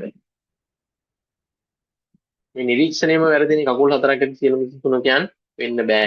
ඒක නිසා අපිට මෙතෙන්දී නිවැරදි පිළිතුර වෙන්නේ පිළිතුර අංක 2 විය යුතුයි. 43ට උත්තරේ 2. හරි. 43ට 2 එන්න ඕන. ඊළඟට 44. හරි. මේ විදිහේ ප්‍රශ්නයක් ඔබේ පේපරේ අනිවාර්යෙන්ම එනවා. දී ඇති ප්‍රකාශය දුර්වල කරන ප්‍රබලතම සාක්ෂිය තෝරන්න. දී ඇති ප්‍රකාශය දුර්වල කරන ප්‍රබලතම සාක්ෂිය තෝරන්න. ප්‍රකාශය තමයි දකුණු පළාතේ සෑම දිස්ත්‍රික්කයකම අධික ලෙස සංචාරකයින් පැමිණෙන මාසයක් ඇති අතර එම මාසයේදී පළාතේ හෝටල් කාමර ගාස්තු ඉහළයයි. එහෙනම් දකුණු පළාතේ සෑම දිස්ත්‍රික්කයකම අධික ලෙස සංචාරකයින් පැමිණෙන මාසයක් තියෙනවලු. මේ මාසයේදී පළාතේ හෝටල් කාමර ගාස්තු ඉහළයයි. පළවෙනි. එතකොට මේ දීලා තියෙන උත්තර පහෙන් එකක් තියෙනවා. මේ ප්‍රකාශය බරපතල ලෙස දුර්වල කරන්න ඕන. පළවෙනි එක. මුළු වර්ෂය පුරාම හම්බන්තොට දිස්ත්‍රික්කයට අඩු සංචාරකයන් අධික ලෙස සංචාරය එනවා කියන එක එතනින්ම බ්‍රේක් කරලා දානවා. එතනින්ම කඩලා දානවා. එහෙනම් පළවෙනි එකෙන් මේක දුර්වල වෙන්නේ නැති තරම්. හරි. ඊළඟට දෙසැම්බර් මාසයේදී ගාල්ල දිස්ත්‍රික්කයේ හෝටල් කාමර ගාස්තු වැඩි වීම නිසා සංචාරකයන් වෙනත් ප්‍රදේශ වලට යාම. එතකොට හෝටල් කාමර ගාස්තු වැඩි වෙනවා කියලා තියෙනවා. මේ ප්‍රකාශය තව සත්‍ය කරන එක කරන්න. අපිට ඕන ප්‍රකාශය දුර්වල කරන්න. තුන්වෙනි එක ගාලු දිස්ත්‍රික්කයේ වෙරළබඩ හෝටල් විසින් සංචාරකයන් සඳහා විශේෂ වට්ටම් ලබා තියෙනවා. කාමර ගාස්තු ඉහළ යනවා. වට්ටම් ලබා දෙනවා කියලා කියනවා. හැබැයි දකුණු පළාතේ මෙතන කියන්නේ ගාලු දිස්ත්‍රික්කයේ විතරයි. ඒතකොට ඒකත් අපිට ගන්න බෑ. සංචාරකයන් පැමිණෙන කාල සීමාවලදී දකුණු පළාතේ ප්‍රවාහන ගාස්තු ඉහළ යාම. අපිට මෙතන ප්‍රවාහන ගාස්තු ගැන කියලා නෑ, හෝටල් කාමර ගාස්තු ගැන කියලා තියෙනවා. එතනොත් අපිට මේක දුර්වල වෙන්නේ නෑ ප්‍රකාශය. පස්වෙනි එක මුළු වර්ෂය පුරා මාතර දිස්ත්‍රික්කයට අඩු සංචාරකයන් ප්‍රමාණයක් පැමිණි නමුත් එම වසරේ පළාතේ හෝටල් කාමර ගාස්තු ඉහළම අගයක පැවතීම. එහෙනම් සංචාරකයෝ ආව නැත අඩු සංචාරක ප්‍රමාණයක් ඇවිල්ලා තියෙන්නේ. හෝටල් ගාස්තු තා ඉහළ මට්ටමක පැවතිලා තියෙනවා මාතර දිස්ත්‍රික්කේ. ඒතර දකුණු පළාතට අයිති නිසා මාතර දිස්ත්‍රික්කේ මේක තමයි අපිට ගන්න වෙන්නේ ප්‍රකාශය දුර්වල කරන ප්‍රබලතම සාක්ෂිය විදියට. පැහැදිලිද? එතකොට 44ට උත්තරේ 5 විය යුතුයි. 44ට උත්තරේ 5 වෙන්න ඕන. ඊළඟට 45 මේ විදිහේ ප්‍රශ්නයක් ඔබේ ප්‍රශ්න පත්‍රයේ තියෙනවා. වාක්‍ය 7 අනුපිළිවෙලට හදන්න ඕන. මේ ප්‍රශ්නේ 1 සහ 7 මගින් දැක්වෙන වාක්‍ය අතර ඇත A B C D E වාක්‍ය නිවැරදි අනුපිළිවෙලට නොමැත. නිවැරදි පරිපාටිය නැත. වාක්‍ය 7 තර්කානුකූල අනුක්‍රමයක් ගොඩනැගීම සඳහා ඒවායේ වඩාත් ගැළපෙන පිළියෙල කිරීම තෝරන්න. ඒතර මේ 7 පිළිවෙලට හදන්න තියෙන්නේ. හරි මේවා හරියම ලේසි ගැටලු. පළවෙනි එක ශ්‍රී ලංකාවේ පුනර්ජනනීය බලශක්ති ප්‍රභවයන් ප්‍රවර්ධනය කිරීම සඳහා රජය විසින් නව වැඩපිළිවෙලක් ආරම්භ කර ඇත. පළවෙනි එක දීලා තියෙනවා. ඊට පස්සේ අපිට එක ABCD E කියලා තියෙනවා. මොකද්ද දෙවෙනියට එන්න ඕන? වැඩපිළිවෙලක් ගැන කියලා දෙවෙනියට එන්න පුළුවන් අපිට මෙන්න මේක. එම පියවර යටතේ ප්‍රධාන වශයෙන් සූර්ය බල ශක්තිය, සෝලාර් සහ සුළං බල ශක්තිය, වින්ඩ් ක්‍රියාපෘති සඳහා මුල් තැන හිමිවෙන සෝලාර් සහ වින්ඩ් සඳහා තමයි මුල් තැන හිමි වෙන්නේ කියලා තියෙනවා. ඊට පස්සේ ඊළඟට මොකද්ද වෙන්නේ? ඊළඟට ඊට අමතරව මේක තමයි 3. ඊට අමතරව පෞද්ගලික ආයෝජකයන්ට සහ ගෘහස්ත පරිභෝජකයන්ට සූර්ය පැනල සවි කිරීම සඳහා විශේෂ සහන ණය ලබා දීමට කටයුතු කර ඇත. හරි. C ගෙන් පස්සේ මොකද්ද අපිට ගන්න පුළුවන් මෙතෙන්ට? C ගෙන් පස්සේ ගන්න පුළුවන් B. මෙමගින් පොසිලි ඉන්ධන මත පවතින අධික පිරිවැය සහ පාරිසරික දූෂණය අවම කරගත හැකියි. ඒ කියන්නේ බොරතෙල්, ගෑස් ඒ වගේ දේවල් ගෙනල්ලා විදුලිය නිපදවන්න අවශ්‍ය නැහැ. ඒ නිපදවනකොට යන අධික පිරිවැය සහ පාරිසරික දූෂණය. පුත්තලම ගිහිල්ලා බලන්න රොගත්වල බලාගාර හරි හැමතැනම කළු පාටයි. හරි. දූලි අංශු. එහෙනම් ඒක තමයි 4 වෙනි එක වෙන්න ඕන. ඊළඟට 5 වෙනි ප්‍රකාශය මොකද්ද වෙන්න පුළුවන්? එහෙනම් අපේ පිළිවෙල වෙන්න ඕන මොකද්ද? A C B. දැන් අපි තුනක් බලලා මේ උත්තරයට යන්න පුළුවන්. A C B තියෙනවා, එකේ නෑ, දෙකෙත් නෑ, තුනෙත් නෑ, හතරේ A C B තියෙනවා. පහෙත් නෑ. එහෙනම් නිවැරදි පිළිතුර වෙන්නේ 4. අපි ප්‍රකාශ තුනක් බලලා අපිට නිවැරදි උත්තරය තෝරන්න පුළුවන්. හරි. ඊළඟට මේ පිළිවෙලටම තමයි 5යි 6යි තියෙන්නේ. D E. මෙම බලශක්ති සංක්‍රමණය මගින් විදේශ විනිමය ඉතිරි කර ගැනීමටද රටට කෙසේ වෙතත් මේ ව්‍යාපෘති සාර්ථක කර ගැනීමට නම් ජාතික විදුලි බල පද්ධතිය නවීකරණය කිරීමද අත්‍යවශ්‍ය වේ. ඒ අනුව ඉදිරි දශකය තුළ ජාතික විදුලි අවශ්‍යතාවය 70%ක්ම පුනර්ජනනීය බලශක්තිය ලබා ගැනීමට ප්‍රධාන ඉලක්කය වී ඇත කියලා මේ ගැළපෙන්න මේ වාක්‍ය 7 පිළියෙල කරන්න ඕන. හරි. නිවැරදි පිළියෙල කිරීම කරන්න ඕන ගැළපෙන විදියට. හරි. එහෙනම් ඊළඟට අපි යන් 46 වෙනි ප්‍රශ්නෙට. දැන් මේ ප්‍රශ්නේ මම මෙතන දැම්මේ මේ විදිහේ ප්‍රශ්නයක් ගොඩ කාලෙකින් ඇවිල්ලා නැහැ. එන්නත් පුළුවන් මේ විදිහේ ප්‍රශ්නයක්. පහත දැක්වෙන අනුක්‍රම අතරින් සංකල්පීය රටාවෙන් වෙනස් වන අනුක්‍රමය තෝරන්න. සංකල්පීය රටාවෙන් වෙනස් වෙන එක තෝරන්න. හරි. පළවෙනි එක ගල් යුගය, ලෝකඩ යුගය, ලෝහ යුගය, තොරතුරු තාක්ෂණ යුගය. ඒ කියන්නේ මේ මොකද්ද? තාක්ෂණික විකාශනය තියෙන්නේ. හරි. සියල්ලම මානව ඉතිහාසයේ තාක්ෂණික විකාශනය තියෙන. ගල් යුගයෙන් ලෝකඩ යුගයට එනවා, ලෝකඩ යුගයෙන් ලෝහ හොයා ගන්නවා, ඊට පස්සේ තොරතුරු තාක්ෂණ යුගයට එනවා. අපෙන් අහන්න අනුක්‍රමදී සංකල්පීය රටාවෙන් වෙනස් වෙන. ඒතර මේකේ රටාවක් තියෙනවා. ඊට පස්සේ ලිපිය එවනවා, ටෙලිග්‍රෑම් පණිවිඩය එවුව, ස්ථාවර දුරකථන තිබ්බ ගෙවල් වල දැන් ස්මාර්ට් දුරකථන ඉතින් එහෙනම් මෙතනත් මොකද තියෙන්නේ? මානව ඉතිහාසයේ තාක්ෂණික විකාශනය. මොන තාක්ෂණය ගැනද මේ තියෙන්නේ? sannivedana තාක්ෂණය ගැන. මුලින් ලිපි තිබ්බා, ඊට පස්සේ ටෙලිග්‍රෑම්, ඊට පස්සේ ස්ථාවර දුරකථනයක් තිබ්බා. ගමටම එකයි, ගෙදරකට එකයි, ඊට පස්සේ දැන් හැමෝටම ස්මාර්ට් දුරකථනයේ තියෙන තත්ත්වයටම ඇවිල්ලා තියෙනවා. මානව සංනිවේදනයේ දියුණු වෙච්ච හැටි. ඊළඟට කරත්තය, වාෂ්ප එන්ජිම, මෝටර රථය, විදුලි අධිවේගී දුම්රිය. එහෙනම් මුලින්ම කරත්තය හොයාගන්නවා, ඊට පස්සේ වාෂ්ප එන්ජිමක් හැදුවා ලෝකෙ, ඊට පස්සේ මෝටර රථය හැදුවේ, ඊට පස්සේ විදුලි අධිවේගී දුම්රිය දැන් හදලා තියෙනවා. එහෙනම් එතන තියෙන්නේ මොකද්ද? මානව දියුණු වීම මොනවද? වාහන ඒ පැත්තේ, ඒ කියන්නේ තාක්ෂණික පැත්ත. ඊට පස්සේ ප්‍රාථමික පාසල, ද්විතීක පාසල, විශ්වවිද්‍යාලය, පශ්චාත් උපාධි ආයතන. මෙතන මොකද්ද තියෙන්නේ? මේ තියෙන්නේ පුද්ගලයෙකුගේ අධ්‍යාපන ගමන. හැබැයි මුල් තුනේම තිබ්බේ මානව තාක්ෂණික ඉතිහාසයේ මානව තාක්ෂණික විකාශනයේ ඉතිහාසයෙන් ඉඳන් එන.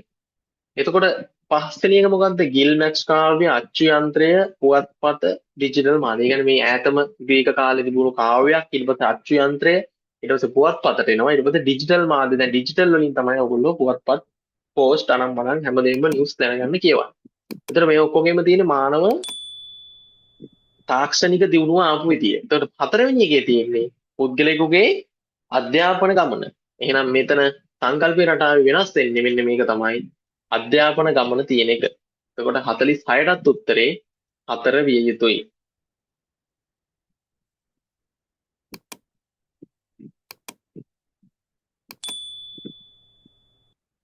හතලිස් විද බෞද්ධිකාරය. හරි 47 වෙනි එක තියෙන්නේ හැමදාම පේපරේ අන්තිම පිටුවේ උඩම ඉන්නේ. මේ විදිහටම තමයි හිතත් වෙන්නේ. පින්තූර 6ක් තියෙනවා යම්කිසි කතාවකට අදාළව. ඒ කතාව ඔයාලා පින්තූර 6 අවලං කරලා තියෙන්නේ ගලපලා හදන්න ඕනේ.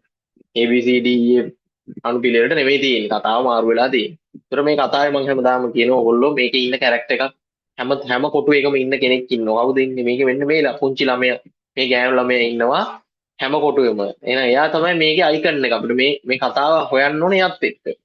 නැතුව එයාට හොයන්න බෑ. එහෙනම් හැමතිස්සෙම බලන්න ඕනේ මේ දීලා තියෙන පින්තූර හයේ කවුද ඉන්නේ? ඒ ඉන්න කෙනා සතෙක් වෙන්න පුළුවන්, මනුස්සයෙක් වෙන්න, මොකක් හරි ගෘහ භාණ්ඩයක් හරි මොකක් හරි තැනකින් අපිට මේක අයිඩෙන්ටිෆයි කරන්න පුළුවන්. එතකොට මේ ළමයට අමතරව අපිට අඳුර ගන්න පුළුවන් මොකද්ද? කුස්සියේ මේසය තියෙනවා, මෙතන කුස්සිය අවන් එකක් වගේ එකක් පෙන්නලා තියෙනවා. මෙතනත් කුස්සිය තියෙනවා, මෙතනත් මේසෙ තියෙනවා. මෙතනත් ඒ අවන් එකයි කුස්සියයි. එහෙනම් ඒ තුන ඉන්නේ කුස්සියේ. මේකත් කුස්සියේ මේ මේතරෙද්ද ඒ විදිහටම පෙන්නලා තියෙනවා. එහෙනම් ඔයාලට කොටු 4ක් තියෙනවා කුස්සිය කියලා නිරූපණය කරන්න පුළුවන්. අනිත් දෙක වෙන කොයි හරි. මේක බේකරි කියලා ගහලා තියෙනවා. ඒ කියන්නේ එළිය තැන. මෙතන බේකරියේ ෂෝකේස් එකකුත් පෙන්නලා තියෙනවා. හරිද? හරි. ඔය අයිඩියා ටික එන්න ඕන දැන් බැලුව ගමන්. ඉන්ට්‍රෝ ටික බැලුවම ඔළුවට එන අයිඩියා ටික. හරි. ඊට පස්සේ අපි බලනවා දැන් ඊළඟ වැඩේ විදියට මොකද්ද දැන් මේකේ එන්න පුළුවන් කියලා හිතන්න. දැන් අපි බලනවා උත්තර වලට ගිහිල්ලා. මොකුත්ම හිතා ගන්න බෑ කියලා කියන්නේ ඔයාලට පින්තූර හයේ කොහෙත්ම ගලපිල්ලක් හිතාගන්න පළවෙනි පින්තූරේ හොයාගන්න බෑ නම් උත්තර පහ බලන්න. උත්තර පහේ F ගෙන් පටන් ගන්නවා 1 2 4. F ගෙන් පටන් ගන්න. තුන්වෙනි එක පටන් ගන්න A ගෙන්. පස්වෙනි එක පටන් ගන්න C ගෙන්. එහෙනම් F ගෙන් පටන් ගන්න ඒවා තියෙන්නේ 3යි. A ගෙන් පටන් ගන්න ඒවා 1යි. C ගෙන් පටන් ගන්න ඒවා 1යි. එහෙනම් F අකුර බලන්නකෝ. F කියන්නේ අම්මා මොනවා හරි කෑමක් හදනවා වගේ පෙන්නලා දිනනවා. මෙයාගේ මොනවා හරි සෙල්ලම් බඩුවක් කරන මොකක් හරි ගෙදර දිහා මෙයා ඇවිල්ලා දැන් මේසෙට අත් දෙක දිහාන් එල්ලිලා මේක බලනවා. හරි අම්මත් එක්ක කුස්සියට ඇවිල්ලා ඉන්නවා මේ ගෑනු ළමයා. F එකේ. ආයි පටන් ගන්න තිබ්බේ A අකුරෙන්නේ. A අකුරේ මොකක්ද තියෙන්නේ? A අකුරේ තියෙන්නේ එයාට මොනවා හරි අරන් දෙනවා. මනිස් එකක් වගේ එකක් දෙනවා අතට. ඒතර මේ බේකරියේ ෂෝකේස් එක තියෙනවා. හරි. ඒතර මෙතන මොනවා හරි හදනවා, මෙතන අතට දෙනවා. ඊළඟට C එකෙන් පටන් ගන්න එකේ තියෙන්නේ බේකරියට මෙයා අඬන ළමයාව බේකරියේ දොර අරගෙන බේකරියට එක්කන් යනවා. බේකරිය ඇතුළට එක්ක යන එකක් තමයි මෙතන තියෙන්නේ. C. එතකොට මෙතන වඩාත් ගැළපෙන එක වෙන්නේ F. එහෙනම් A ගෙන් පටන් ගන්න එකයි C ගෙන් පටන් ගන්න උත්තර දෙක අයින් කරන්න පුළුවන්. F ගෙන් පටන් ගන්න එක තමයි අංක 1 වෙන්න ඕන. F ගෙන් පටන් ගන්න උත්තර 3ක් තියෙනවා. ගෙදර අම්මා මොකක් හරි හදන්න ලෑස්ති වෙනවා. මෙයා ඇවිල්ලා කතා අම්මට කියනවා මේව හදමුද කියලා වගේ. ඊට පස්සේ මෙයාට උදව් කර අම්මා ඒ කෑම එක හදනවා. මොනවා හරි පොඩි කැවිලි එකක් වගේ හදන්නේ. පොඩි කේක් කියන එක තමයි. හිතමුකෝ කප් කේක්. හරි කප් කේක් එකක් වගේ දෙයක් හදනවා. එහෙනම් FE වෙන්න ඕන. ඒතර FE තියෙනම උත්තර තුනේම. එහෙනම් අපි හිතපු විදිහ වැරද්දක් නැහැ. FE උත්තර තුනේම තියෙනවා. ඒතර එකද දෙකද හතරද කියන එක තමයි ඊළඟ ප්‍රශ්නේ. FE ගෙන් පස්සේ Dද Bද කියන එක තමයි ප්‍රශ්නේ. හරි. FE ගෙන් පස්සේ එකේ තියෙන්නේ D. අන්න එහෙම හිතන්න. දෙකේ තියෙන්නේ D. තුනේ තියෙන්නේ B. එහෙනම් මේ දෙකෙන් එකක් නේ තුන වෙන්න ඕන. දැන් මේකද තුන කියන එක තමයි ඔයාලට තියෙන ප්‍රශ්නේ තියෙන්නේ. අනිත් එක පැහැදිලි. එහෙනම් මේකේ තියෙන්නේ මෙයා දන ගහගෙන ඉන්නවා. මේ ටික දාන දිහා බලන් ඉන්නවා. බේක් වෙන්න දානවා. අදපු කෑම. එහෙනම් ඒක තමයි අනිවාර්යයෙන්ම තුන විය යුත්තේ. මෙතන මේ ළමයා අඬන මූණක් තියෙන. මෙන්න මෙහෙම තියෙන මූණ. මේ ඔක්කොම අවන් එකේ ඇතුලේ පිච්චිලා අලු පාටට ගිනි අරන් තියෙන්නේ. එහෙනම් මේ හදපු කෑම එක හරියට හදාගන්න බැරි වෙලා මේ ළමයා අඬන එකක් තියෙන්නේ. ඒක තමයි 4 වෙන්න ඕන. එහෙනම් F E D B වෙන්න ඕන. F E D B තියෙන්නේ දෙකෙත් නෑ හතරෙත් නෑ. හරි F E D B තියෙනවා පිළිතුරු අංක 1. හරි ඊට පස්සේ C කියන්නේ බේකරියට එක්කන් යනවා අඬන ළමයා මේ දොර ඇරලා බේකරිය ඇතුළට ගිහින්. බේකරියෙන් යා මොනවා හරි හදන්න ගිහපු දේ නැවත අරන් දෙනවා. එතකොට 5 C 6 A වෙන්න ඕන. එහෙනම් 47ට නිවැරදි පිළිතුර වෙන්නේ පිළිතුරු අංක 1 විය යුතුයි. හරිද? එහෙනම් අපි යන් ඊළඟ ප්‍රශ්න ටිකට. ඊට පස්සේ පේපරේ ඔයගලන්ට අන්තිම එන ප්‍රශ්න තුන තමයි 48 49 50 ප්‍රශ්න පහත දැක්වෙන සංවාදයේ මත පදනම්. එහෙනම් සංවාදයෙන් තමයි අන්තිම ප්‍රශ්න තුන එන්නේ. එතනත් ලකුණු 6ක් තියෙනවා. සංවාදය කොහොමද කරන්නේ කියලා දැන් ආයි මම කියන්න. ගුවන් තොටුපළට පැමිණි මගියෙක් රොහාන්. හරි. ගුවන් තොටුපළ ආරක්ෂක නිලධාරියා ගුවන් සේවා කවුන්ටර් නිලධාරියා සහ ආගමන විගමන නිලධාරියා අතර සිදු සංවාද කොටස් ඒ සිට කේ දක්වා පහත දැක්වේ. ඒ සිට කේ දක්වා සංවාද කොටස් 12ක් තියෙනවා.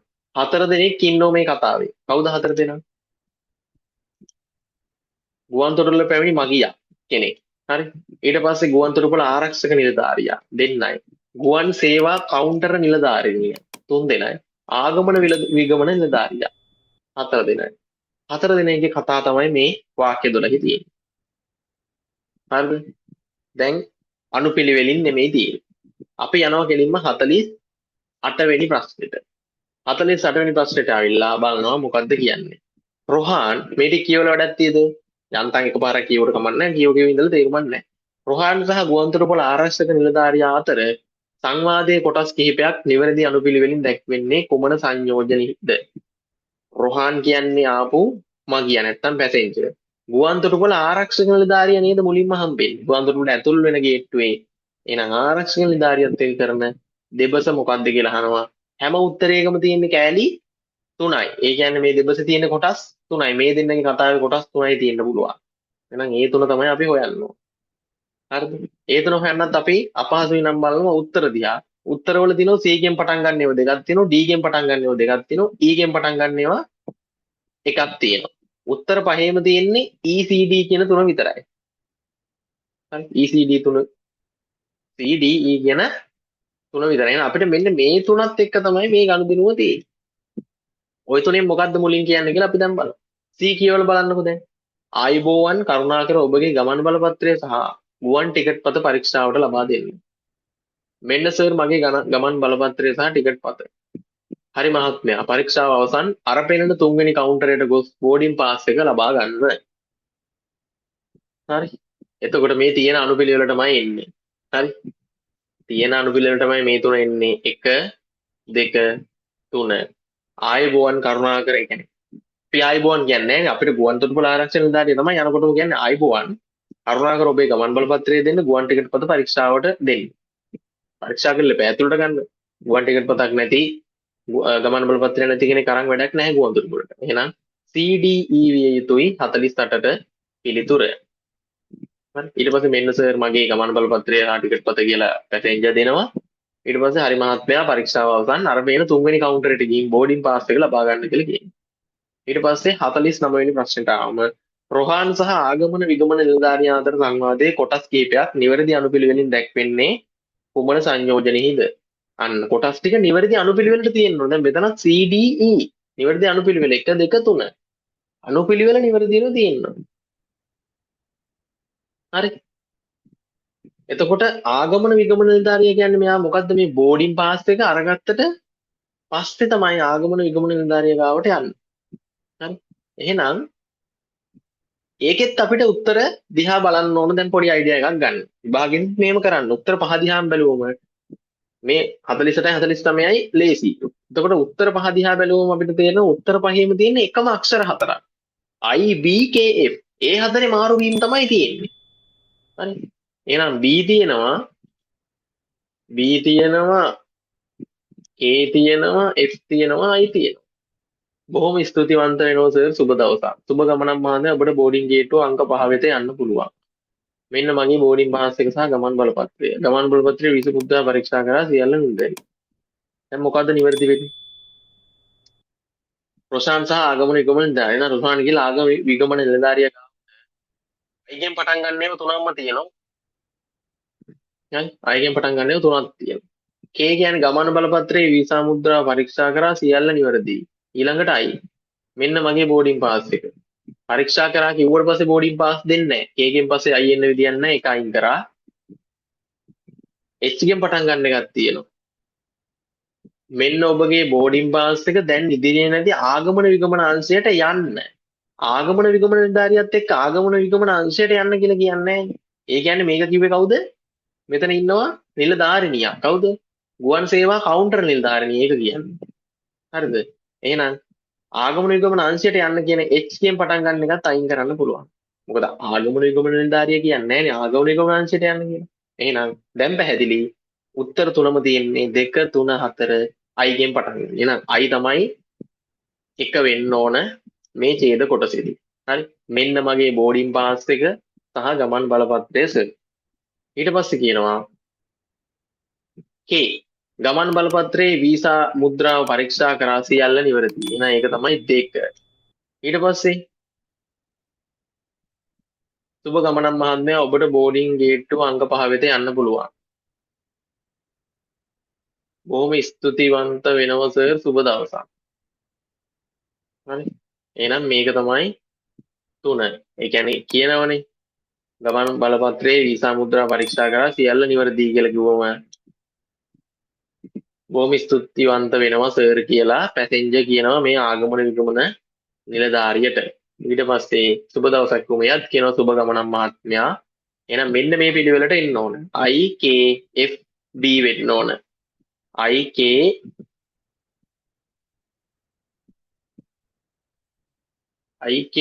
F B ද B F ද? මෙන්න මගේ බෝඩින් පාස් එක සහ ගමන් බලපත්‍රය.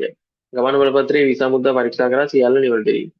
ඊට පස්සේ එයා ඒක දෙන ගමන් කියනවා හරි මෙතෙන්ට තමයි 3 එන්න ඕන. සෝරි.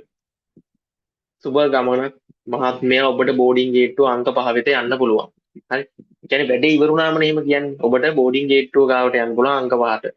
එතකොට කෙලින්ම කියන බොහොම ස්තුතිවන්ත වෙනවා සර් සුබ දවසක් කියලා පැසෙන්ජර් කියනවා අවසානයේ සමු ගන්න කිට්ටුව. හරි. එහෙනම් 1 2 3 4 වෙන්න ඕන IKBF.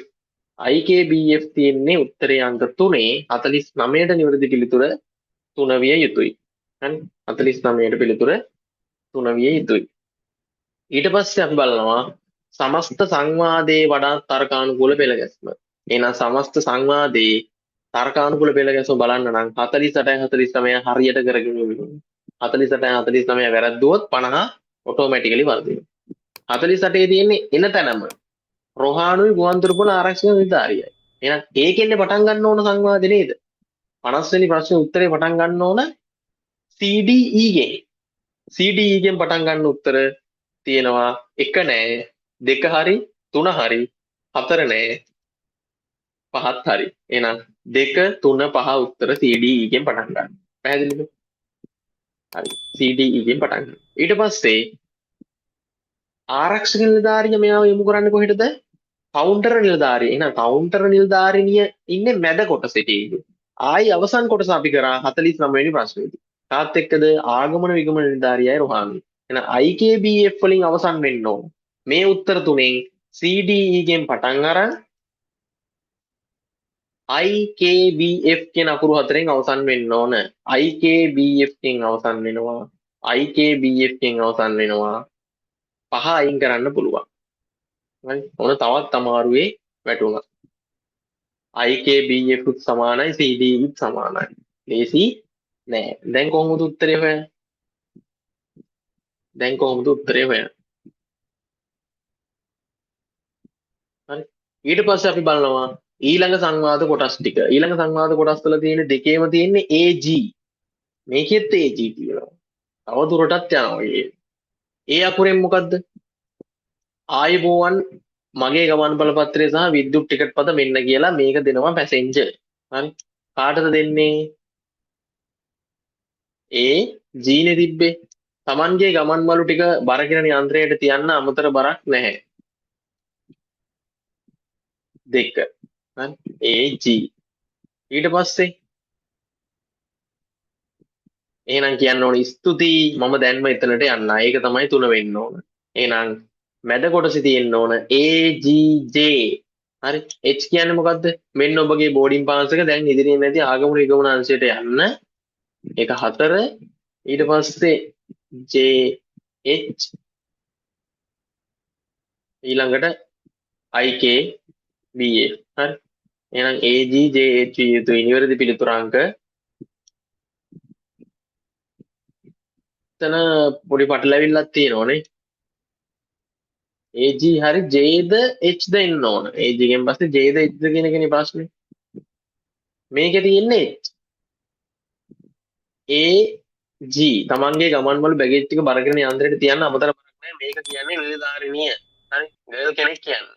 ඊට පස්සේ පිළිතුර දෙන්න ඕන කවුද?